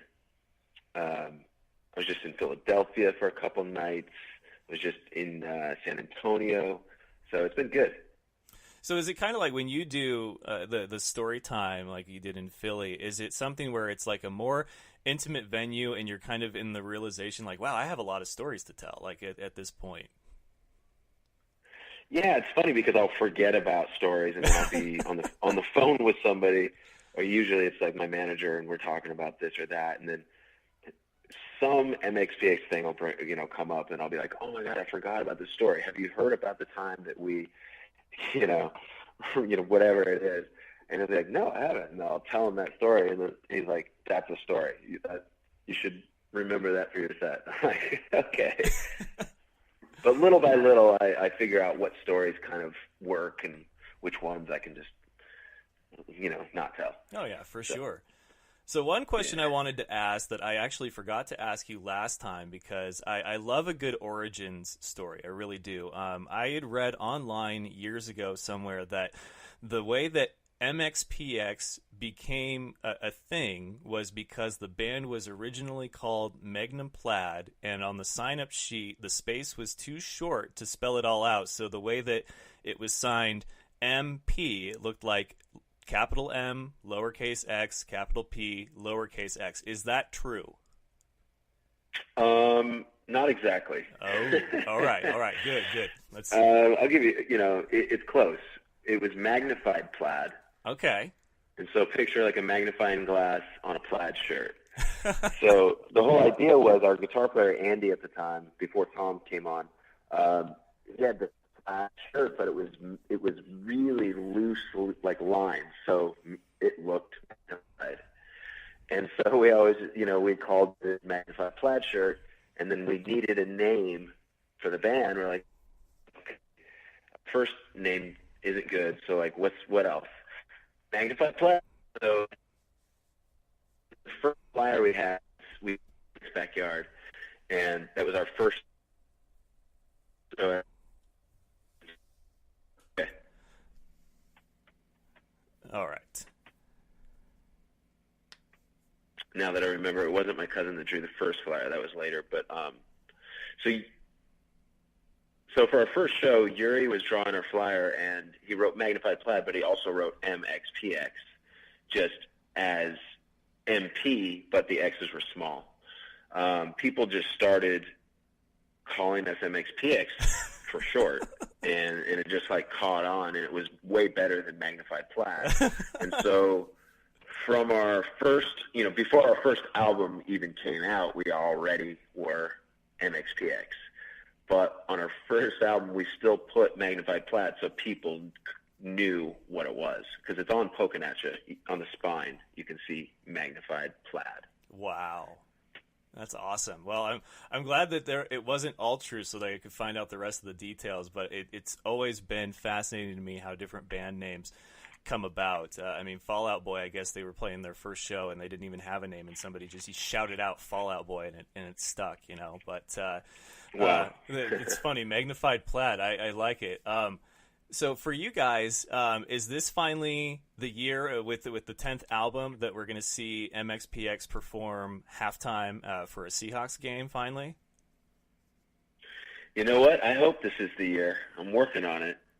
We'll see. That'd be amazing, though. That's a great idea. I never thought about it. The time is now, man. This is a great opportunity for it. I think so. Speaking of numbers and anniversaries, we just had our 25th year as a band last year, 2017, and we really milked it. Like, we really put it out there. 25 years of MXPX. We did a little world tour where we just kind of hit as many cities as we could throughout the year, and we called it 25 years of MXPX. So yeah, we at least, even though as simple as it is, pay attention to those numbers. Oh yeah, for sure. I was talking with Hell's Bells, the AC/DC female tribute band from the Seattle area, and they're just like, we really want to play a Seahawks game, but it's just like, it's so hard to pull off. And I mentioned that you hadn't even done it yet with MXPX, so I figured it had to be coming up at some point, because there's only so many local Seattle acts that are really good that you can put out there on a stage like that and have it be really well done, especially you as a Seahawks fan yourself. Absolutely. Yeah, it's just, let's do it. Hell's Bells, they're actually, the original members are from Bremerton. And I think there's only one person from Bremerton left in the band, Mandy, the bass player. But she started the band from Bremerton. So Yeah, they're a great group of gals. I said, you guys need to team up with MXPX at some point. And then my buddy in the 80s cover band Iron Dragon, all from the Seattle area. I think it'd be a fun night for Seattle music. But the last question that I had for you is actually one that I had for another person. If I ever got Travis Barker on the show, I have one question that I wanted to ask him. But I'll ask you because I feel like you have probably just a good of answer, and that is, I follow you on the Instagram and social media, and you are just constantly going. Like, you're doing all this stuff with MXPX, your solo shows, your music, you're always in the studio, and then you've got, your kids, your family, and your clothing, and the question is just, like, how do you do it? Like, how do you pull it off day to day? Well, main thing is I love my job. I love what I do, and everything I live and breathe is based around MXPX and my family, like the two things. And of course, all the stuff, music branches off of MXPX, solo stuff, even Goldfinger. So, I guess to put it bluntly, like, I've got more energy than most people. I just don't stop. I usually, I was up at 7 o'clock this morning. I had to take the car in. I'm editing this video all day. I'm filming some stuff, hanging with the family. I just don't have downtime. But at the same time, I'm not as busy as say a lawyer in an office. I really, I guess I just fill it with good stuff. Stuff that's worth sharing. And I feel pretty great. I don't feel too overworked. And I feel like since I'm my own boss, I have that ability to just say, you know what, I'm done. I'm gonna take a little break. I'm gonna go take a walk or have dinner with the family or whatever it is. So I'm blessed. I love what I do, and anybody out there that does love their job, it isn't being busy. It's just doing what you love. Yeah, absolutely. I couldn't agree more. And I think you've definitely found the perfect system that works for you, and it probably helps a lot that you have a job that you love to do. But your kids are adorable. It looks like you're having a great time in the studio and always working on stuff. So hey, man, keep being busy in the best way, and let me know if you're going to play at one of the Seahawks games. Even as a Niners fan, I would still probably try to make that trip. But I think that would be great for you guys this year. Oh man, Niners too. What's up? The Seahawks. The Niners are going to be good this year. The Seahawks, not so sure. I don't know. I'm not somebody that poo-poos decisions or whatever. I'm not in there trying to quarterback the personnel decisions and all that. But the Seahawks got a new team this year for sure coming up. Yeah, they had kind of a liquidation sale, and the 49ers cashed in on part of that with Sherman. I can get you a Richard Sherman jersey, though, if you end up missing him this season. It's all good. No, it's all good. I mean, the thing is it's going to sell tickets, too. People are going to want to see him play in San Francisco. So yeah, it's not just his playing. It's going to be interesting. I don't know how I feel about it quite yet. I think I'm giving it 5 games to try to warm up to him, and we'll see. You used to hate him, and now you're I have to like him now? If they start out 0-5, I'm going to blame him, whether it's his fault or not. I'm going to be you cursed this team, and you need to leave now. I hope that happens. I truly do. Oh, all right. Well, I'm still going to donate and contribute to the Kickstarter, despite that comment. But I'm going to do that in the next a couple of days here. But hey, man, congratulations! It's going to be a lesser perk, right? Digital copy will work for me right now. Thank you. I so appreciate it, man. Thanks for having me on. Then. Hey, congratulations on 300. Hey, man, I'm so happy that you could be a part of it. I like to, have a bit of a musical aspect. I guess I did forget to ask you how you felt about this being the last Warped Tour and if you were going to plan on playing any dates. How did you take the news? All good things must come to an end. That they do. I loved Warped Tour, but it's time because it's a different generation that sees shows and sees different type shows. And so I think it's cool, but it isn't the same Warped Tour that, we kind of started out on. True. Or even finished up, our sort of run on. But at the same time, like, I really enjoyed it. I went the last few years and played a few shows with Goldfinger, and we had a great time. It was a blast. But it's time. I'm stoked that they're going to still do shows here and there, and I don't know if MXPX is going to play because there's no Seattle date. So I think the idea is, like, I think a lot of the bands are playing like their home regions, and since we're from the Pacific Northwest, I was like, okay, well, maybe we'll play up there, and then there isn't any dates. So well, go to Phoenix, because that's the one I'm trying to get to right now, because I have family and friends in Phoenix. So I would say that's probably going to be like the closest to home region. So if you guys do a date, do the Phoenix date. That should be fun. Yeah.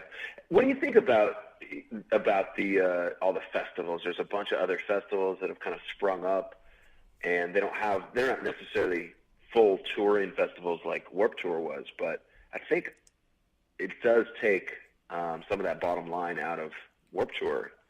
Well, what do you think? Well, when I was talking to Kevin about it, he brought up a lot of really good points. Like, I was bummed that there was no Pacific Northwest dates, and when he explained it to me, it's like, well, that's Washington for you, like, that's the Northwest. It's hard to book things up here in this little corner, but, you look at a lot of tours, and they're like super tours. Like, I went to a concert at the Spokane Arena that was Blink-182 with A Day to Remember, and they had the All-American Rejects, and it's like, those are borderline festivals because of the lineup that they have on that tour, and then they go all over the country for numerous dates, that it's almost like the festival, like what it was, is kind of hard to pull off because some of the bigger names are doing like these super headlining tours like that. And I think Musing Tap Fest is a great festival. I love what Travis Barker has done with that. I really wanted to go this year, but he's made that something that people look forward to every year. There's a lot of festivals in California, but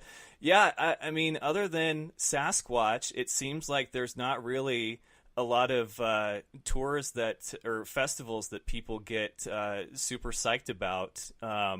Coachella, I guess, is another one, but as far as that genre of music, there's just not, and I don't think there ever will be again, and I don't know if we'll see another traveling festival. Yeah, I mean, hey, in due time, everything like repeats, it goes on a loop eventually. So it could happen. Maybe they finish building the Hyperloop and touring gets a lot easier, or we can, use the what is it? Beam Me Up, Scotty. Do some do some sci-fi traveling. I don't know, black holes. What time travel?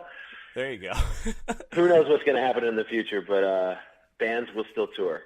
Oh yeah, they'll still tour, and it'll still be great. Maybe Mike Herrera will create the Magnified Plaid Festival that we have every year to look forward to. We're working on some cool stuff, actually. So we're going to roll out a bunch of events and of course, just regular shows towards the end of the Kickstarter.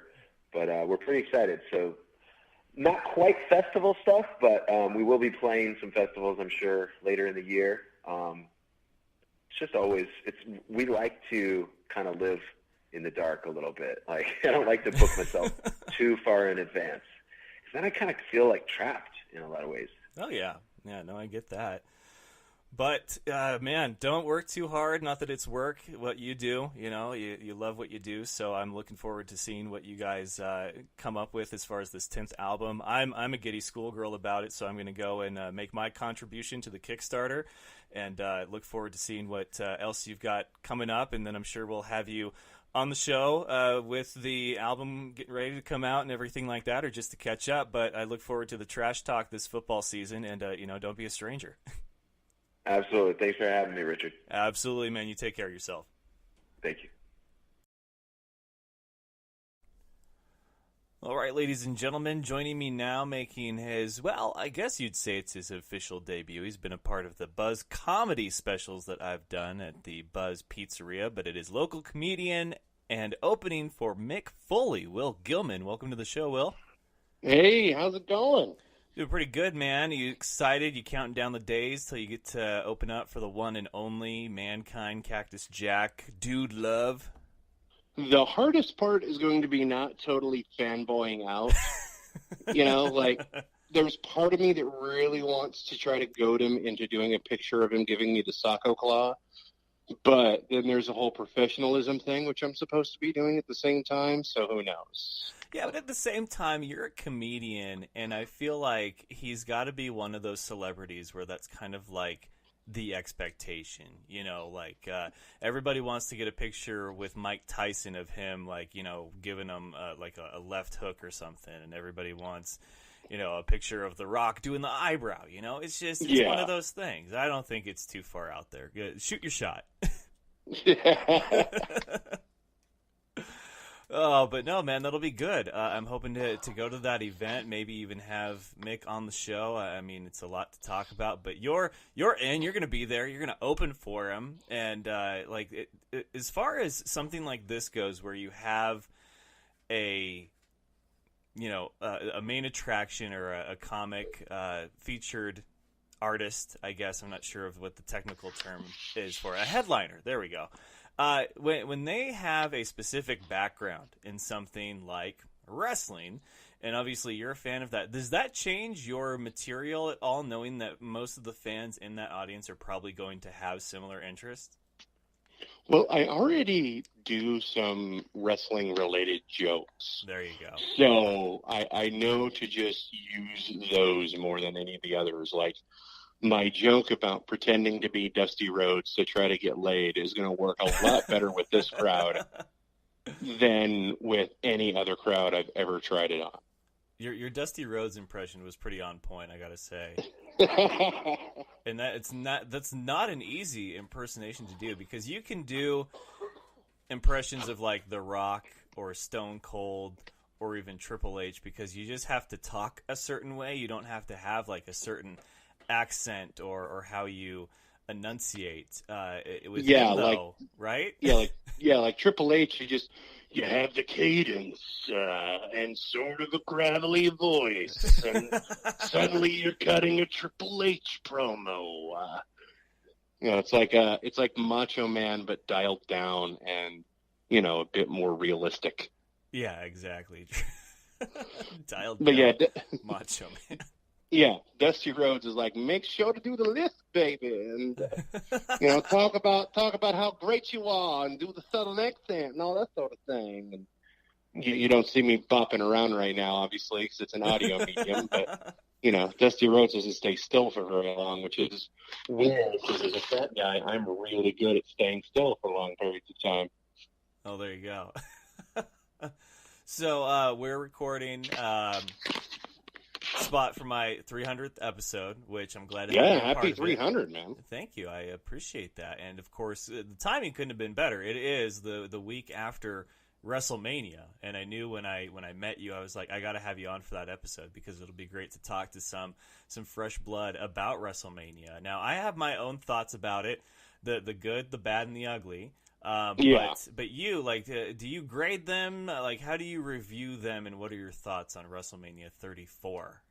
I thought that I'll be honest, I didn't watch the pre-show. Not many. So, I wanted to, but I just didn't have the time.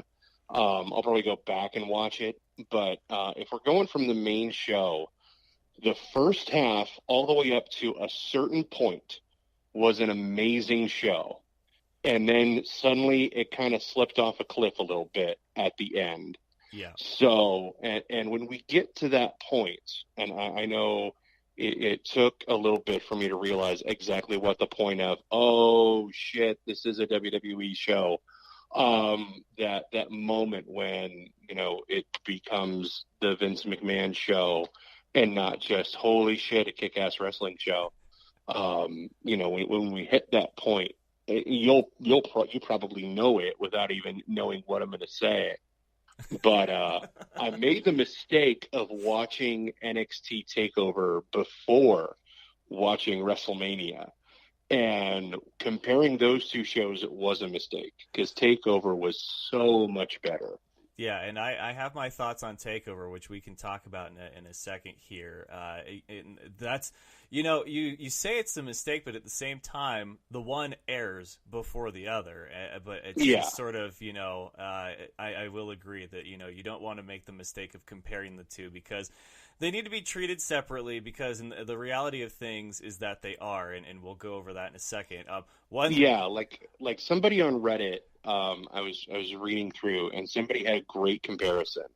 They were like, NXT is the sort of independent movie, the sort of Oscar bait movie, while the NXT Takeover was that, while WrestleMania was absolutely like the blockbuster, blowing shit up type of movie, And when I read that, I was like, oh my goodness, that is such a great comparison because it's so right. Yeah, I think, it's, so NXT is Matt Damon in The Martian, an incredible performance, a great movie, start to finish, but maybe undersold a little because it's not that summer blockbuster, where WrestleMania is like any Michael Bay film ever. Yes. That was the name. In my mind, I was trying to find Michael Bay's name, and I'm like, Michael something. It's not Michael Douglas. It's not Michael Clark Duncan. A Michael Clark Duncan directed movie would be interesting because everybody would probably look small. But, I was trying to find the Michael Bay name, but that was the perfect name there. So a sidebar here on the Tuesday, Wednesday, Thursday episodes, we try to keep it a little bit cleaner and more appropriate. Oh. Now, you've had the shits, which is fine because I get those too on the show. Okay. But it's just funny because I remember you were the one that had that question last time we talked. I was like, Yes. this is the comedy special, man. Let it fly. But on this one, it's like I'll let the occasional shit fly every once in a while because I feel like, I hear worse stuff on like network television now, and so I'm just like, okay, I think I'm in the clear here. But anyway, so WrestleMania, had a turning point. I thought it started off fantastic. I think that the low-key feel-good moment of the night was Nia Jax, and I really felt like it shouldn't have been as low-key as it was. Ronda Rousey did impress me. The Asuka Charlotte match was great. I have a few head-scratching moments. I wanted Charlotte to win because I felt that the story of Asuka beyond the streak was going to be a hard one to tell, and if they could pull it off, she would be a legend. But I didn't think that they would do it. I didn't think that Vince would go for having the streak end, but I guess if he's going for surprise, it worked. And then, of course, the WWE title match, which I thought was a bit underdone. Especially if you look back like 2 or 3 years ago when Nakamura and AJ Styles had their big match for New Japan in the Tokyo Dome at the Wrestle Kingdom show. Like, that match will just blow away amazing. And this one, you can't say it's bad. Like, it was still really good. Yeah. But when you have that other one to compare it to, it's kind of like trying to compare Rock and Austin at WrestleMania 19 to either of their previous matches. While the WrestleMania 19 match was still really good, it just wasn't as good or as there as the other ones were. But I feel like they didn't even really try. Like, I'm gonna time it, but I guarantee you that match was 20 minutes, under 20 minutes. And there's so many matches when you see them, it's just like, oh, that match would have been so great if it was 5 minutes shorter. That one seemed like it would have been better if it was 5 minutes longer, and that's pretty rare. And it's the type of wrestlers that they are. They tell their story in the ring. There is a beginning, a middle, and then a great finale. And I felt like they never really got to the finale. Like, all of a sudden, it's like, oh, a Styles clash, and then it was over, and I was like, what? Yeah. Like, huh? What just happened? And then suddenly it's like, hey, everybody loves Nakamura. Let's make him a bad guy just for fun. His promo on SmackDown was priceless. Yeah. Though. Oh my goodness. When she asked him about it again, he just no speak English. I'm like, oh, okay. So great. We can go with this. So great. Asuka needs a manager. Like, that's the only way she's going to promo is by having someone else do it. Yeah, it's like this Charlotte and Asuka match. I had similar feelings before the match that I had with AJ and Nakamura, where it was like, I really like both of these competitors. I want the Asian one to win more than the white one, but if the white one wins, I'm still really okay with it because I still really like him. I was surprised when Asuka lost, but Charlotte is so amazing at everything that it also doesn't surprise me. And that one had a really good finale. That one had a better finale yeah. than AJ Shinsuke, and I thought it was really well put together. It was a win-win for fans because I think either one winning was going to be great for them, and it wouldn't hurt the other. But yeah, Rousey did great in their tag team match. Yeah, Rousey. I expected Rousey to be good. I didn't expect her to be that good. I expected rigid. I really did. Yeah, I was expecting more hesitance and more, uncertainty, but she just went in there and was incredible the whole time. So in your mind, was the worst part of the night Undertaker Cena? Because for me it was. That was disappointing. That was the moment. In a way, that match was almost a piece of my childhood dying. Yeah. Because it was like, why trot the Undertaker out if it's obvious he can't go? And it's like, oh, he is the one who stayed too long. And you were really every time he came out, you were just like, oh, this is the year. And then he would blow you away. And this year was like, oh, this was the year. Turns out it's not. Turns out I'm not a 10-year-old boy anymore. And what was funny is that it had the remnants of those moments when a wrestler retires, but then they still find a way to have some form of in-ring action later, like an impromptu, like they're cutting a promo and it gets interrupted by an up-and-comer, and now all of a sudden they're having like a 5-minute match in the ring, and then, the finisher, and then it's over and the crowd pops. Like, it had that feel, and it's WrestleMania, Undertaker versus Cena. And it it was disappointing. The moment in the show, the literal turning point moment, the one that I was referring to earlier, actually happened in the next match. The Daniel Bryan, Shane McMahon against Kevin Owens and Sami Zayn. I think the moment that deflated the crowd, beyond the fact that it was a 7-hour show, but the moment that kind of put everything into was when they, everybody wanted to see Daniel Bryan run wild. So how do they start the match? They have Kevin Owens give Daniel Bryan an apron powerbomb, and they make us sit through Shane McMahon, a sick Shane McMahon, trying to wrestle for 10 minutes. And that was a moment where it was just like, oh. And then everything else after that, like the Alexa Bliss Nia Jax match was pretty good. The 10-year-old boy team with Braun Strowman. I was really hoping for, a good partner and a good match, because Sheamus and Cesaro, Cesaro's awesome and Sheamus is okay. But everything after that, like AJ and Nakamura, was kind of disappointing. That was the moment where the show just kind of, for lack of a better term, fell off a cliff.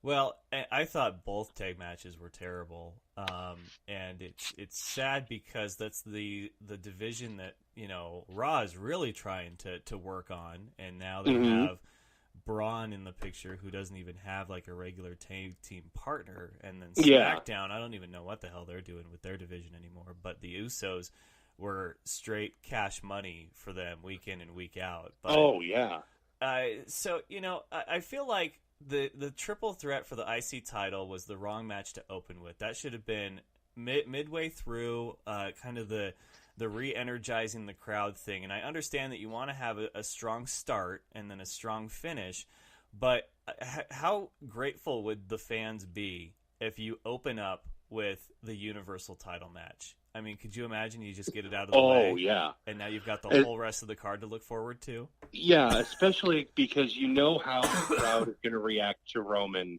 no matter how much, everybody tries to make him Superman. It's not happening. Like the result of the match surprised me in a good way, but it didn't surprise me in a good way enough to overcome it. Like that match was, with the exception of the finish, it was exactly what I thought it was going to be. Yeah. And that was a disappointment, and just, I think really the ones that you didn't expect to be good were good. I know my expectations was that the triple threat was going to steal the show, and I still feel that it really did, because you have the three best from Raw in that match, hands down. So let's end on this note, and that is my theory about why wrestling on the main roster sucks in 2018. And it has nothing to do with the fact that Raw's 3 hours, that WrestleMania can run for 7, or that Roman Reigns is constantly in the title picture. It's the fact that I feel social media has ruined wrestling, because there's no more secrets. There's no more surprises. Like, we know the outcomes whether we want to or not, because somebody, and I don't know how their hiring process and screening process goes with HR, but somebody's backstage just texting away who they see backstage and blah, blah, blah. And it's like, who's letting somebody get away with doing this? Yeah, like back at WrestleMania 30 when the streak got broken, I went to a WWE house show like 3 months before, and there was like a text voting thing, and it signed you up for a text service. And I was about an hour and a half behind watching WrestleMania 30.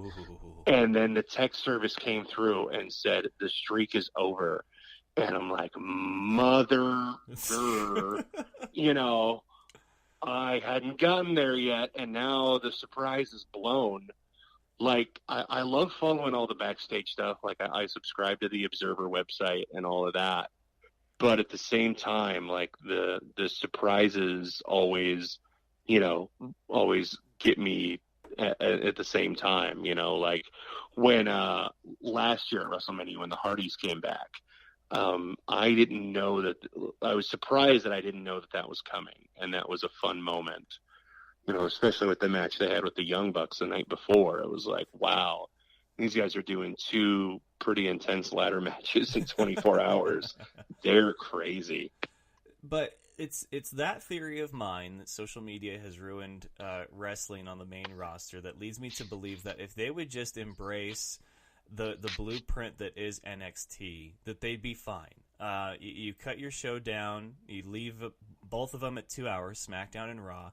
You have your pay-per-view events, 3 hours solid, but you do the talking and the storytelling in the ring. And I don't mean like Ms. TV segments. I'm talking like you have these great rivalries that are told with the in-ring action, and not with week after week of crappy promos and what's going to happen and dumb stipulations. Like, just let them go out there and perform like you pay them to do.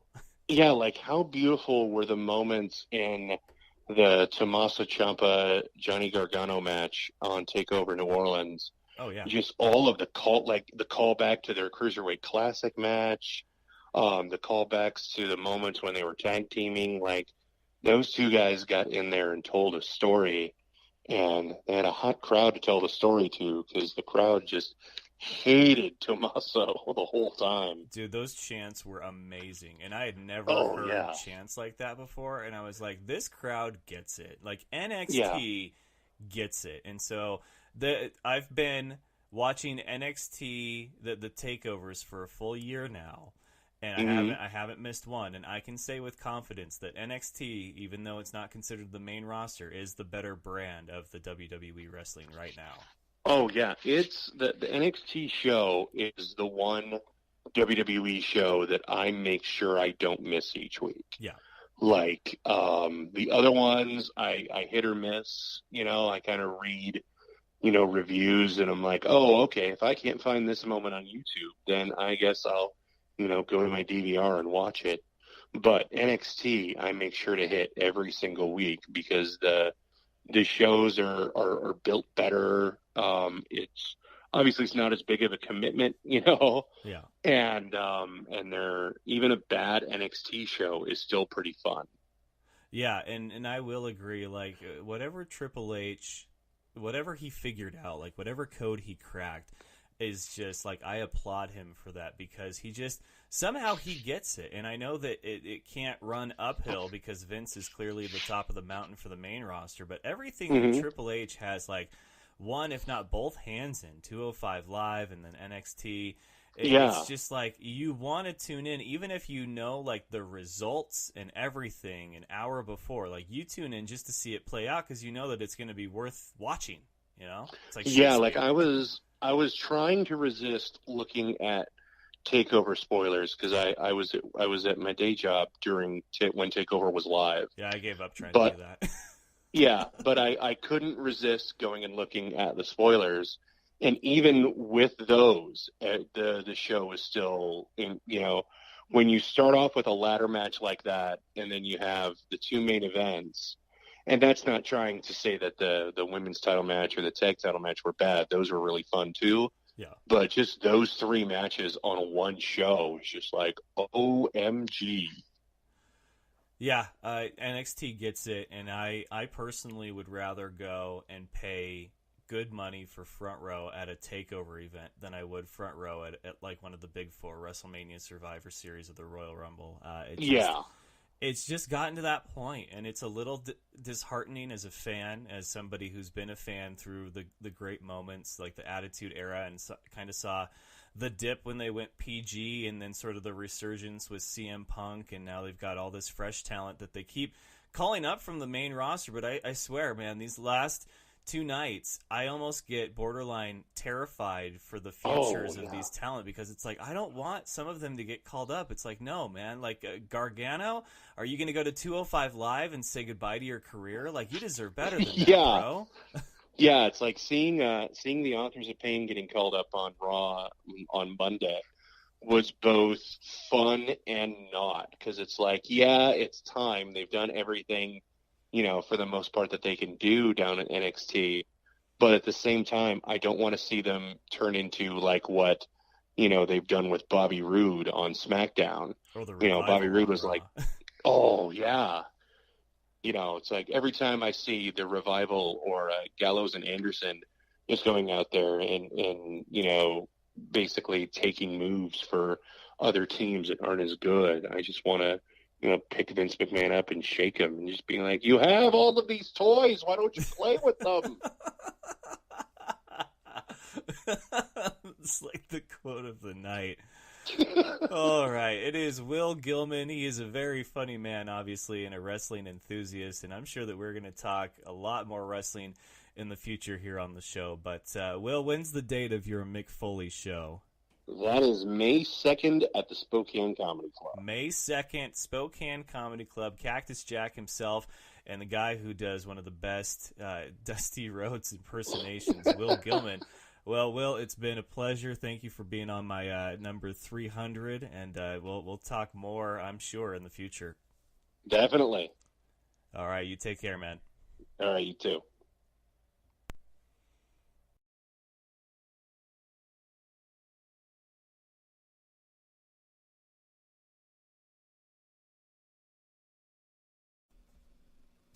All right, ladies and gentlemen, as part of our 300th episode, a man who has been part of this since the very early days. We're talking around like the 20s, back before it was even called The Fan Show. You know him, you love him from red carpets everywhere. NFL Network's own Marc Istook. Marc, welcome back, sir.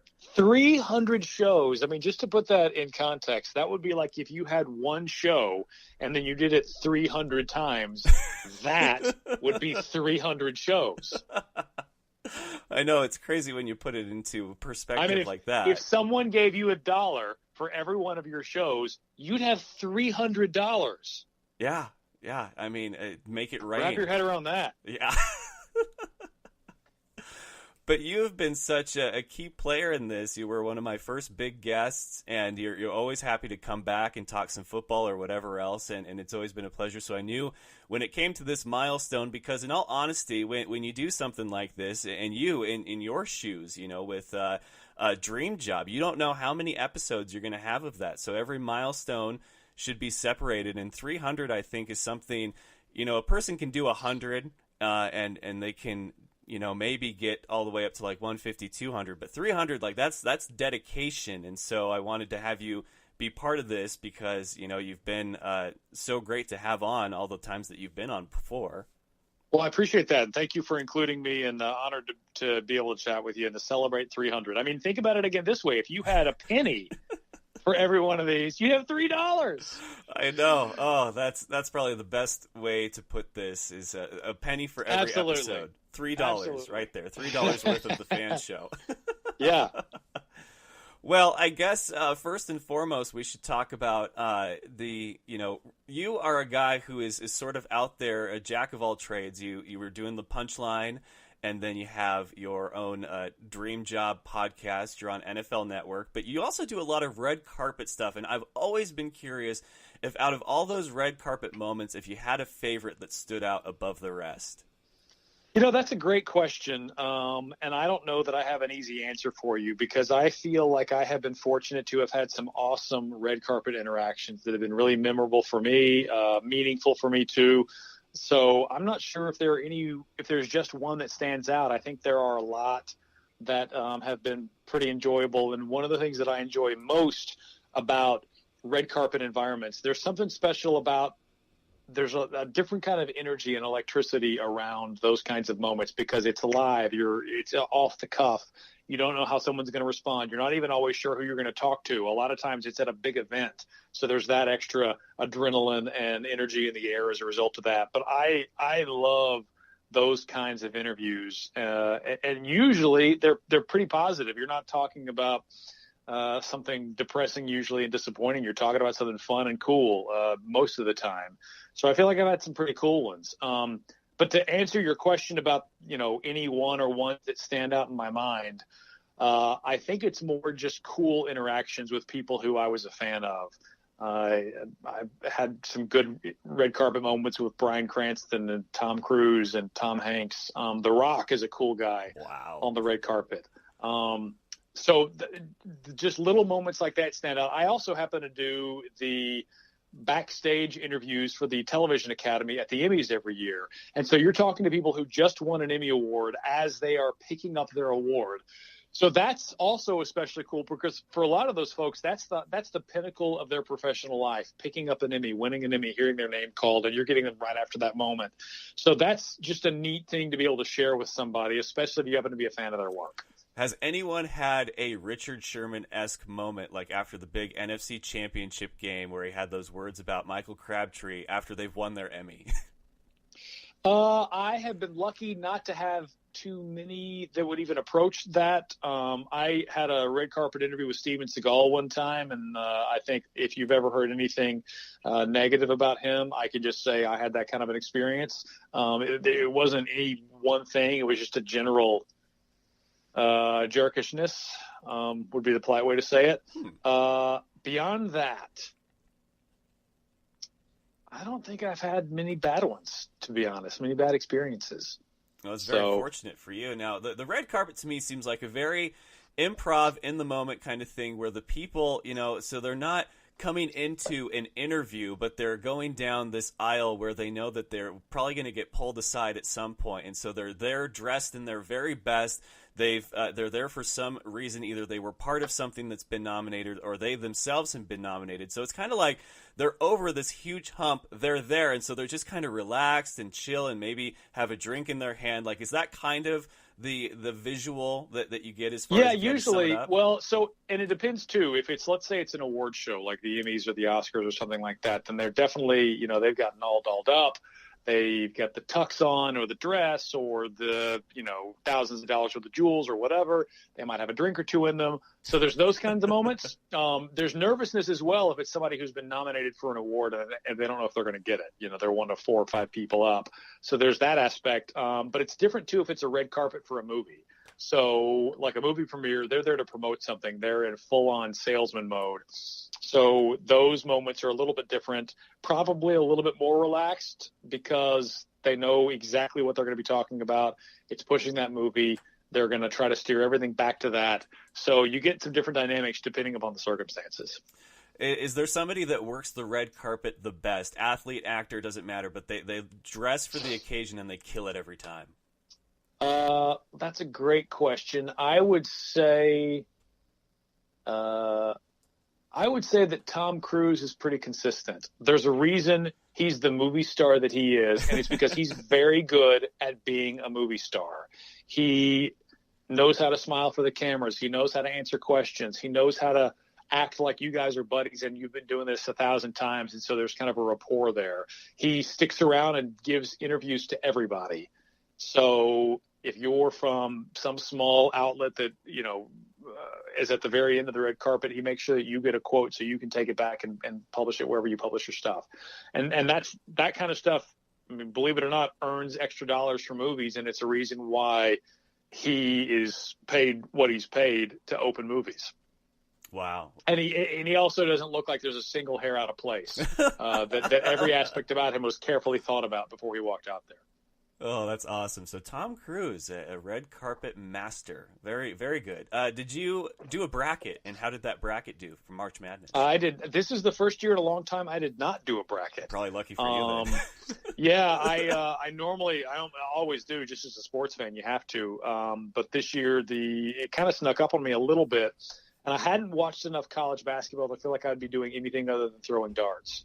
And as NFL Network employees, we have some limitations on the financial incentives we can have when we participate in brackets. So there was a little bit less incentive to want to perform in one this year. That said, I picked Villanova from the beginning. Hey, there you go. I picked Virginia, which we all know how that worked out. Had that UMBC upset. I picked that one too. I picked Loyola to make it to the Final Four. My bracket would have been perfect had I put it to paper. Hey, that's usually what it is. I'm an amazing artist in my head, but once pen goes to paper, there you go. You never know what's going to happen. Well, I bring that up because during bracket season, during the madness, there was a Disney bracket that started floating around social media. I don't know if you saw it, but it was like Disney versus Pixar. This is how you end friendships on social media, is by putting something together like this. What is your favorite Disney movie? Oh man, that's a great one. Throw some at me, because now now that it's Disney Pixar, the line's a little bit. It's harder to remember sometimes when you look back at some of the movies. You're like, oh wait, was that Disney or was that Pixar? I mean, before they merged, it was a little bit cleaner. I think Lion King was spectacular, just because it was one of those movies where when you saw it in the theater, that animation still kind of knocked your socks off. It was, if I remember correctly, it might have been the last movie Disney did by hand, maybe. It's quite possible. They had some special effects stuff that they did, like with the stampede scene that they talked about, was revolutionary for its time. So you're very on point with that. Now, a lot of people think the Final Four should be The Lion King, Aladdin, Toy Story, and I think Finding Nemo is the fourth one. But So, I mean, we can break this down, because I do feel like what Aladdin had going for it. I mean, to be honest, I couldn't remember the story of Aladdin to save my life. All I remember is what the movie was hilarious, that the casting of Robin Williams was spectacular. So I think that has it going for it, especially now that he's deceased. It's got that kind of classic, I remember how that movie made me feel, and it was over the top funny. I mean, I think that's a pretty solid list of movies. I think, what was the movie a couple years ago? Not In and Out. It was Inside Out. I think that movie, I'm curious to see how well it ages, because what it did so well for, I think, especially parents, the same way Toy Story did, is it took you back to how it felt to be a kid. Yeah. Maybe as well or better than any of the other Pixar movies or any movie, period. It put you back in those shoes. And if you feel like you're a grown-up kid, it was not too hard to revisit that place. So I think that was a stellar film. But, I mean, Cars holds up. Finding Nemo had the combination of spectacular animation with a really touching and really well-done story, that, good enough to have earned itself a sequel. And then Toy Story is the original. I mean, you can't. How do you top the original? Yeah. I think among those four, I think maybe Toy Story, because of what it meant for Pixar, what it said to the world about how you could make movies. I mean, it's excellent on so many levels, and it also did what I just said Inside Out did, and that it reminded you of what it's like to be a kid. So I might give Pixar the nod, but that's like saying LeBron's better than Jordan. you can't forget that LeBron learned by watching Jordan, that he benefited from what Jordan did. He stands on Jordan's shoulders. So it's hard to make an apples to apples comparison there. Yeah, and one way that I described it is that on the Disney side, you can sing The Lion King start to finish. That's how you know that movie. Same with Aladdin. With Pixar, though, you can quote Finding Nemo from start to finish. It's probably the most quotable Pixar movie out there ever. And with Toy Story, that one resonated with me a lot because only as a series, though, as with the three. Because if you watch all three, I was the same age as Andy in those three, and to watch him grow up like that and get rid of his toys, it's like at the third one, it kills you. It crushes you every time. Yeah. Agonizing. But yeah, well, that's what good storytelling does. I mean, I think that the to get out of the Disney universe and Pixar universe, that's what the Harry Potter series does so well, is that if you read the first book when you're, let's say, 7, and you're reading a book a year till you're 14 or 15, you're progressing right along with Harry. Yeah. You know, you're tracking, your life experience tracks the experience of Harry Potter in those books, and the seriousness of those books grows up as you do too. So I think there's something pretty cool about that experience, especially as a kid, where you enter a story, a genre, or I'm sorry, you enter a story and that story grows as you grow as well. There's something pretty cool about that. Very true. The last thing that I pointed out about this bracket was how I think The Incredibles really should get a bit more credit, because it was superhero movie before there was any superhero movies. It came out in 2004, the first Marvel one, not counting Daredevil or the Fantastic Four, but like the first of the cinematic universe was 2008. Mm-hmm. This thing pulled off a relative to your actual life in a real life circumstance superhero movie before anything Marvel ever did, and that was incredible, and pun intended. Well, I think it created its own universe of superheroes, but it tracked with what we know about how superhero movies work. It had a lot of the tropes that you're used to having, you know, the alter egos and the superpowers and the crazy villain with some off-the-wall motivation. Like, it had all of those things, and then this, a mechanism or a monster or whatever that you're not supposed to be able to defeat. So I feel like it did a great job of aping the superhero genre before we'd seen that done on as big of a scale as it would have indicated. All right, so now that we've got all the Disney out of our systems, let's talk about what matters, and that's the off-season. It's countdown to the draft, but wow, what a free agency it has been. I feel like this has been the craziest one that we've seen, but probably because there wasn't like that one big name out there in free agency. There was like several just a step below that elite level. I mean, Minnesota had 3 quarterbacks going into last season, and now they have 1, and it's none of the 3 that they started with. What are your thoughts on what we saw from free agency so far? I mean, how fun is it, right? Like, I love it. I to be honest, I'm not a big fan of the way NFL contracts are structured, in that they have so few guarantees. And players, I mean, it really is a brutal business when it comes to what players sign for versus what actually ends up happening. But until something changes with the CBA, and that's the status quo, that's not going to go anywhere. But I happen to love these moves. I happen to love seeing new teams or new players on new teams. You look at what the Rams have done this offseason. I mean, come on, man. It is ridiculous. Excuse me. It's ridiculous the number of weapons they've added to their team on both sides of the football. And you're seeing that across the league. Obviously, you got to play the games, and we'll see how that shakes out. And then you got to see what happens in the draft as well. So, all right, teams with holes to fill, like the Dallas Cowboys that haven't been big players in this postseason so far. What happens for them in the draft? Who do they land? Can they pull off what the Saints did last year and get enough young players to shore up their team and go on a run? I think it's been a lot of fun. And I do think you're right. It's been a slew of moves, big profile moves, and big profile cuts as well. I mean, it's a head scratcher to me how you let a player like Tyrann Mathieu walk. Yeah. But, you know, that's the realities of the business. They need a quarterback, multiple quarterbacks maybe, and they've got to pay him somehow, even if they're overpaying, and you got to find that money, and they think they can do it without Tyrann Mathieu on the roster. But then again, you look at the Ndamukong Suh contract with Miami.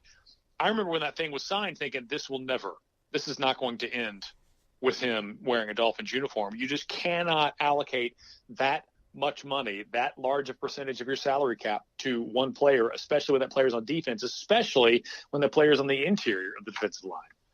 Yeah, and I'm watching all the moves be made on the NFC side, which obviously a lot of teams have put pretty much pushed all the chips to the center of the table. You've got the Rams, the Vikings.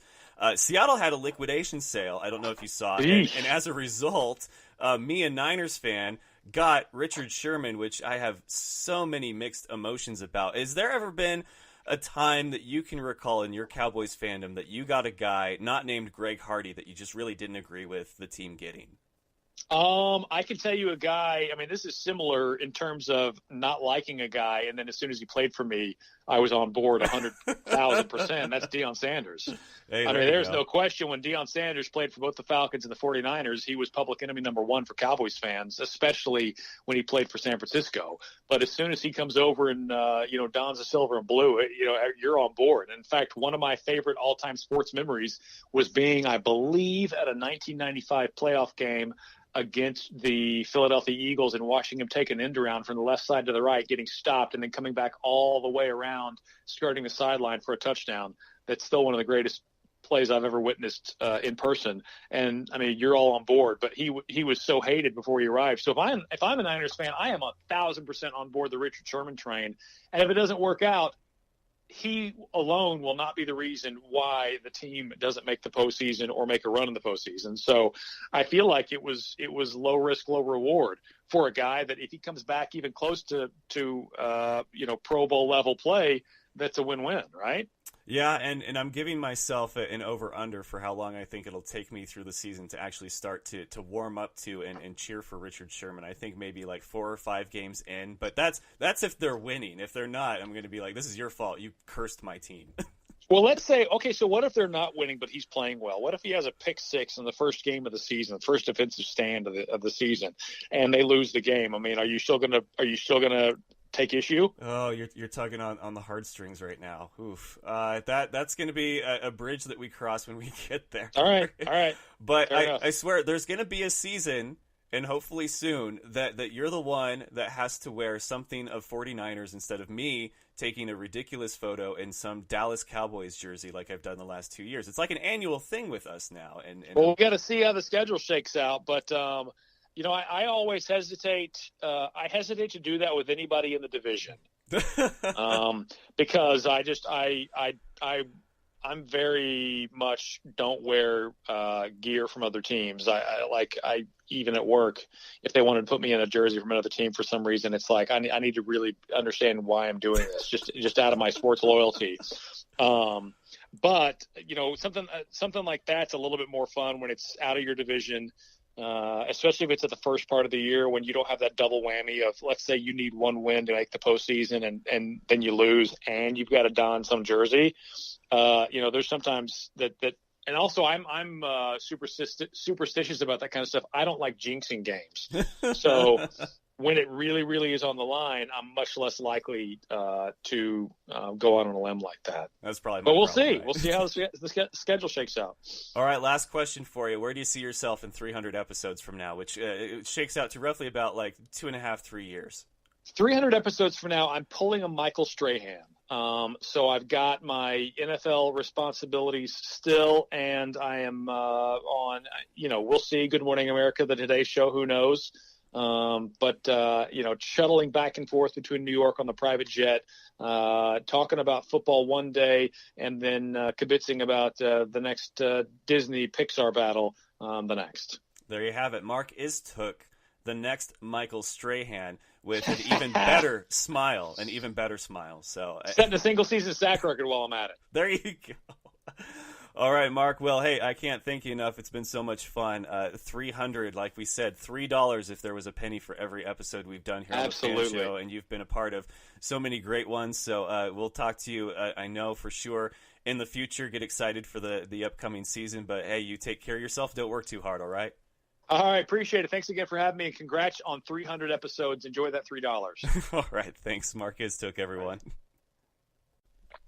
All right, ladies and gentlemen, we're going to keep it rolling with the fun times here on the 300th episode of The Fan Show, making her third appearance, making her an official friend of the F.A.N. Woohoo! show is Erin Coscarelli, the lovely and talented. Welcome back.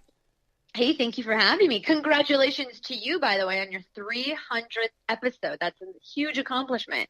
Yeah, and I think when you start anything like this, I mean, Marc has his, dream job, which you've been on. It was a great addition of that one. And I think when you set out to do something like this, NFL Blitz included, you don't know how many episodes that there's going to be. So you kind of celebrate every milestone as it comes around. I remember the first 10 were excruciating because it's like, how am I going to do this? And then you hit 100 and you're like, holy crap. And now you're at 300 and you're like, wow, this is... So we've come from somewhere to the point That's that awesome. we are now.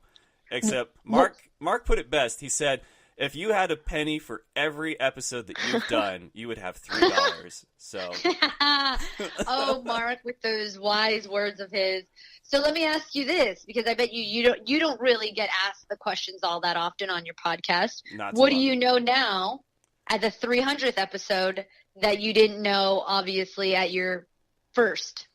I know that the only way that you will hear a no is if you ask, because when people ask me how do I get some of the people on the show that I do, I tell them I ask, and it sounds simple, and it is simple, but at the same time you have to be willing to even put yourself out there, to send an email, make a phone call, even tweet at somebody. And what I've learned is that people getting asked to do an interview is like asking someone if they want free beer or free pizza. People love to talk about themselves, so a lot of times they're very up for it. Yes, that's a great piece of advice. I think the heart of that is just persist, don't give up. And like you said, is it the worst thing in the world if you hear no? Not at all.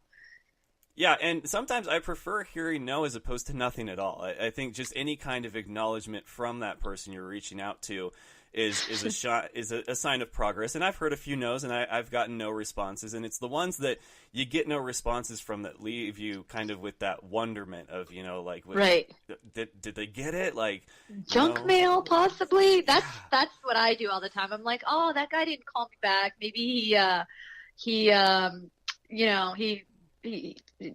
don't know, some terrible excuse to make me feel better when I was in my single days or my friends.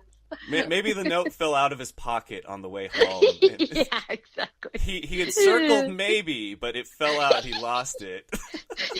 Exactly. That's what I do to make myself sleep better at night. Oh, man. I'm just kidding. All right, so let's go ahead and get these topics started that you asked me if you had. And I wanted to know what, since a lot of people are either on spring break or just fresh off of spring break, if you had a favorite spring break, maybe a moment or just a trip that you did ever. Nothing to really get all that excited about because I had strict parents growing up. So going to Cancun or doing anything fun like that, I was not allowed to do. Like maybe some of my friends or maybe majority of people on spring break.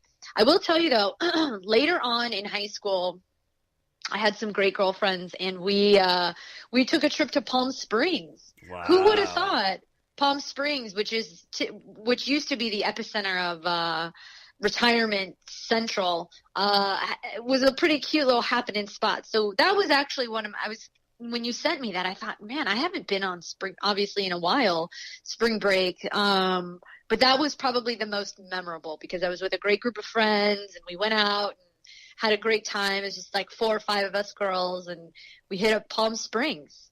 Did you ever want to go to Cancun? Because I don't know a single person that went to Cancun for spring break, but yet it's like that spring break destination that they hype up, Well, so I might be aging myself, but I used to watch the MTV spring breaks, and that was where they would hold some of them. Sometimes they'd be in Mexico, sometimes they're in like these cool little exotic locations right on the beach, hosted by Jenny McCarthy. Do you remember that, or are you young? You're way too young for that. No, I do. I do remember that actually. Like it's not the best, memories that I've got to date, but I do recall that. Yeah, I never had a spring break like that, unfortunately. So maybe that's a good thing. Who knows? Probably is. That was Jersey Shore before there was Jersey Shore. Right. So. Exactly. We're probably better people for it. Probably. Yep. probably. So, do you, if you ever had a spring break now, how would you spend it? Like, do you have a bucket list that you're just like, if I got a week to myself, I'm going to spring break the hell out of this thing?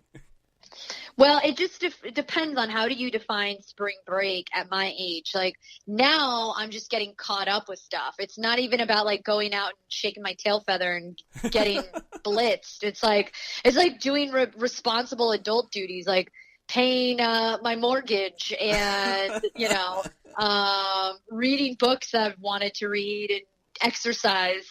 So maybe more than what I would say it used to be, wanting to use every single minute and in excess. Now I want to use every single minute productively, I guess is how I've changed and gotten older. So my dream spring break, I would actually probably want to either stay at home, maybe go to Santa Barbara, bring my puppies, bring my fiance, and just kind of relax and veg out and just be chill. Hey, there you go. Did you have a bracket, and how'd you do? Apparently, Marc had the perfect bracket, but he never put it on paper, so I don't think that counts. Yeah, you know what? Don't believe a word he says because he'll lie right out of it, straight through his teeth. No, I didn't have a bracket. I definitely watched a lot of March Madness just because by virtue of living in this household, we have sports on all the time. My fiance is a huge sports fanatic. But I didn't participate. I know it's always kind of fun and I'm into that stuff, especially I think it translates well to like the fantasy football person who just likes that type of competition and rivalry. But, I didn't play this year. How did you do? So I hosted a tournament for the show. This was the second year that I did it, and it's a group. Oh, wow. Everybody that wants to just hit me up for the password, and they can submit one entry. I did terrible. I think I finished you did? Of 25 people, 17th, and wow. that's you did do bad. Way worse than I did last year, which was funny because last year my approach was, you know what? I'm going to do this by the numbers, by the science of this sport, which is I'm just going to advance all the better seeds all the way until I have to pick one at the end, and then I will just pick one out of 4. I got a 25% chance of getting this thing right. And I did fairly well. Now, Gonzaga, who I usually always joke is going to be out by round 2, obviously they spoiled a few things for me because they were ones that I didn't believe would make it that far. But this year you had all these upsets. And I was just like, wow, like if I would have thought my hardest on who I thought was going to upset where, there's no way I would have seen this coming. So I picked Virginia, and that was a round 1 knockout. So that was fun to have that happen. Whoops. Yeah, and then to see how it unfolded. Now, Philadelphia, Titletown, talk about it. I mean, I guess this means the Sixers are going to win the championship. The Phillies are going to win the championship. The Flyers, the Phillies are going to win the World Series. It's just crazy for you if you were a true Philadelphia fan, how this year's unfolded for you, right? Which is great. However, I do have a sports theory, and that is that the sports gods only grant one never have I ever a calendar year. And so I remember when, who was it that won? It was in one sport that hadn't ever won, and I said, sorry, Seahawks fans, you'll have to wait. And then the next year they went and won their Super Bowl. So it kind of worked out perfectly.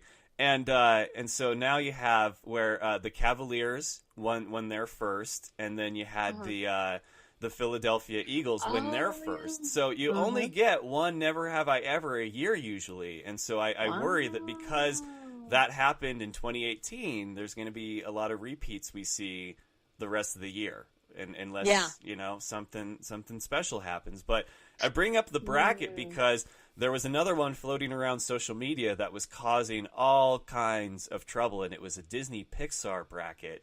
And I wanted to know if you had a chance to check this thing out and if you have a favorite Disney movie. I have to go back in time because the Disney movies that really impacted a young Erin was first it was Lion King because I couldn't watch that without crying. Yeah. Oh my gosh. Mufasa. I was just devastated when all that went down. I don't want to spoil it for people that haven't had a chance to watch that amazing picture that is Lion King, which they're doing now a remake. I think Beyonce's in it. But the ultimate is The Little Mermaid, because I wanted to be Ariel or Ariel. I don't even know how it's pronounced, but The Little Mermaid probably takes the cake. It was just the movie that I feel like I held on to for so long. Like I don't know. I was a weird kid. I liked Disney movies, and then I was always outdoors playing sports. So there was like this tomboy nature, and then there was a lot of this random princess fairies situation happening. It was a very confusing time for me. But how about for you? Do you have a favorite Disney movie? So it's funny because Marc went like full bracketology on this thing for me, and it was hilarious. Of course he did. And we talked about our favorites, and mine, it's sort of like you can't have one favorite because they're two very different kind of modes of Disney. Okay. The Lion King obviously is a huge favorite. I did love Aladdin, like if we're talking the more classic Disney movies. But for me, oh yeah, I mean, it really doesn't get better than Toy Story or The Incredibles. And I think that was because Toy Story, I was the same age as Andy-ish, during that movie. And so it really hit close to home, especially the third one when there's like the waterworks going on at the end there. But The Incredibles was superhero movies before there was even a cinematic universe by Marvel. And that was awesome. So I really liked those two. I thought that they were great. But I think for everybody, it's got to be, The Lion King. If you grew up at the right time to have that come out during a certain part of your childhood, it just forever lives because you know all the songs, you cry at all the same parts, and it's just that epic of a movie. I'm surprised you weren't a Mulan fan as the kind of tomboyish growing up. Really? Yeah. No, not Mulan. Nope. Ariel all the way. I mean, Ariel or bust. Another great Pixar film, since we're on the Pixar topic, have you seen recently, I think it was in like the last 2 or 3 years ago, the movie Inside Out, which I thought was very cleverly done because have you seen it? It's a Pixar film about like different emotions. Yes, I do, and I love it.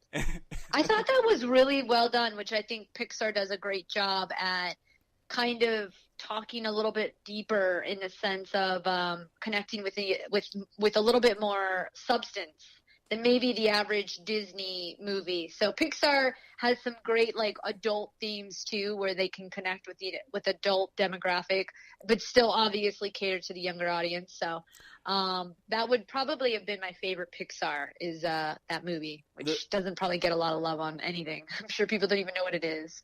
Well, the most recent ones I don't think got a whole lot of love. But the beautiful thing about Disney and what it's managed to do is that it's not this movie company that kicks out movies just for kids, like stuff that they're only going to know. It's stuff for the whole family. Like there's some adult innuendo, subliminal humor in a lot of their movies. Yeah. And as a parent, like you love that because you get a laugh and your kids are like, what's that? And you're like, we'll talk in a few years when you grow up. And, it's funny because I know there's laughs for everyone. And that's what I think Disney does the best. So totally. With that then, we wanted to talk a little bit about where you see yourself in the next 300 episodes, which calculates out to about roughly 2.5-3 years.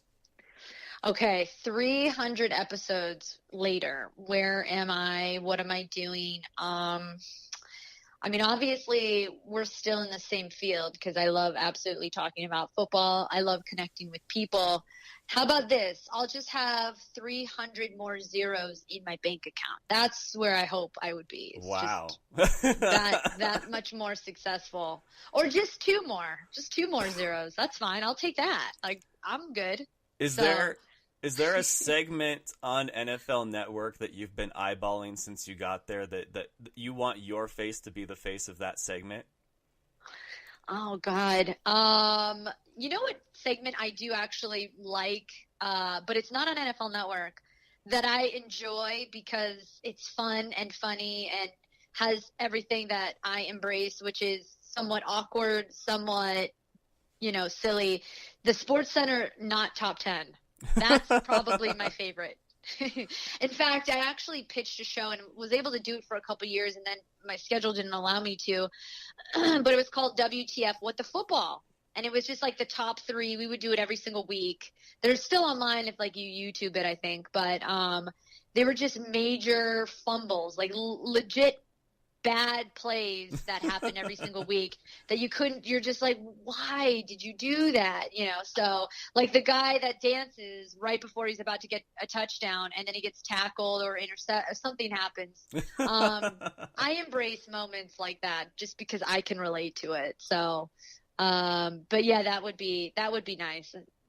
NFL not top 10, maybe NFL Network not top 10. I don't know. We'll work on that. Yeah, we'll work on it. I think that'll be good. So you're going to be there earning a lot more moolah at the NFL Network, which I think is great because that means that I'll always have someone from the network to talk to, and who better than Erin Coscarelli. Now, free agency is pretty much all but died down. And, of course, we're counting down to the draft. But what did you think of this year's free agency? Oh, my gosh. I don't know if we just say this after every single free agency, but it felt like the busiest free agency that we've had in a really long time. Just players leaving, players that had identities to certain teams left. And, I mean, look at what happened. And I know he was only there for a year, I think, Brandon Cooks. But just this unravels so many storylines. So Brandon Cooks, so now Jared Goff gets that receiver that we were hoping he would get, which I'm excited about because I live in LA and I guess I'm kind of a Rams fan just by virtue of being LA native. Yep. They left me when I was 10, so I'm still upset about it, but whatever. I'm happy. I'm glad that a team is thriving here in the LA market. But I'm curious now about what is going down with the Patriots because you're still not hearing a yes, I'm coming back from Gronk. You're still not sure what, is going to happen with what they're doing in the draft with Tom Brady. So, I mean, are they going to – and then everybody wants to talk about maybe possibly bringing OBJ over to the Pats. Yeah. But that Brandon – even just the last pretty big move that happened most recently in free agencies, just everyone's up in arms. Like, what does this mean? The Patriots now have 2 first-round draft picks because the Rams traded their 23rd overall pick to New England. You're just like, what's going, So I don't know. I mean, it's interesting. There's a lot. I mean, are they? And then I'm sorry. Those are my dogs. I don't know if you could hear them. Apparently, the mailman came. I'm going to close the door. They say Rob Gronkowski could get traded. I don't know. I mean, everything is it's just like everything is on the table. What is Bill Belichick really thinking? So, that just to me is a really interesting situation in and of itself because of what impact it has on other teams. Well, I feel like Philadelphia is to blame for all of this because I was talking earlier about how it doesn't seem like so it seems like it's a busier free agency, but only because there wasn't like that one big name that stood out above the rest that we were all waiting to see where he was going to land. Like we all remember the big Peyton Manning offseason free agency when he went from the Colts to the Broncos and how crazy that was.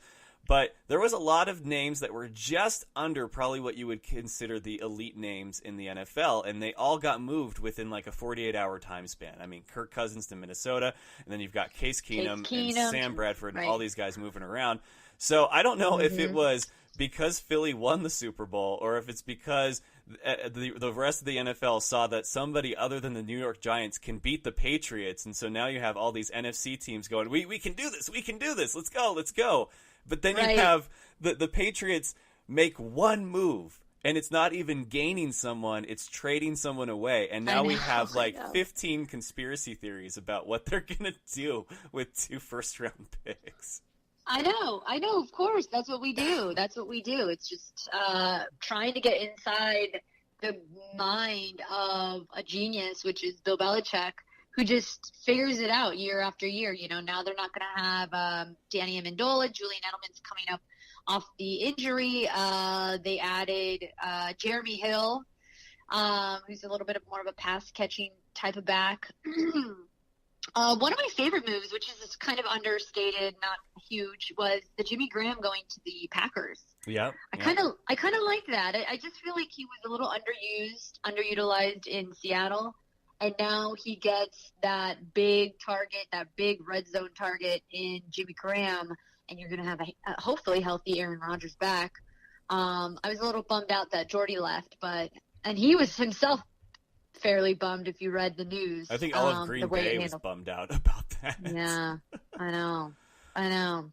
Well, Seattle had a liquidation sale. San Francisco got part of that with Richard Sherman, and I'm not sure how I feel about it as a 49ers fan. I don't know. That was so weird seeing him at the wearing like a Niners gear, and So then we weird. reported on the show yesterday how him and Jed York finally unblocked each other on Twitter. So I guess that makes everything okay. Once it's official on Twitter, it's official everywhere. Like Right, that's what you wait for, is that tweet, that notification. Exactly. Yeah, but I do believe, I would say I'm a San Francisco fan too, and I know that's weird because I'm also a Rams fan, but when I became a 49ers fan, maybe like 3 or 4 years ago, there was no rumblings of the Rams coming to LA yet. So I still have that allegiance to San Francisco, and I'm pretty excited to see how much their win total is going to increase next year. Of course, obviously with Superman, Jimmy G there. Doesn't he look like Superman? I mean, is it just me? He looks like he's got the jaw of a Superman. It's weird. He really does. I think if he's clean shaven and lets the hair grow out a little bit, it's going to be like, wow, that's Superman. It is crazy to me now that you bring that up. But I was wondering, has there ever been a time in any of the teams that you have liked that there was a player that came aboard that you just really weren't too keen on being a member of your squad now? Of my particular team, so like the Niners.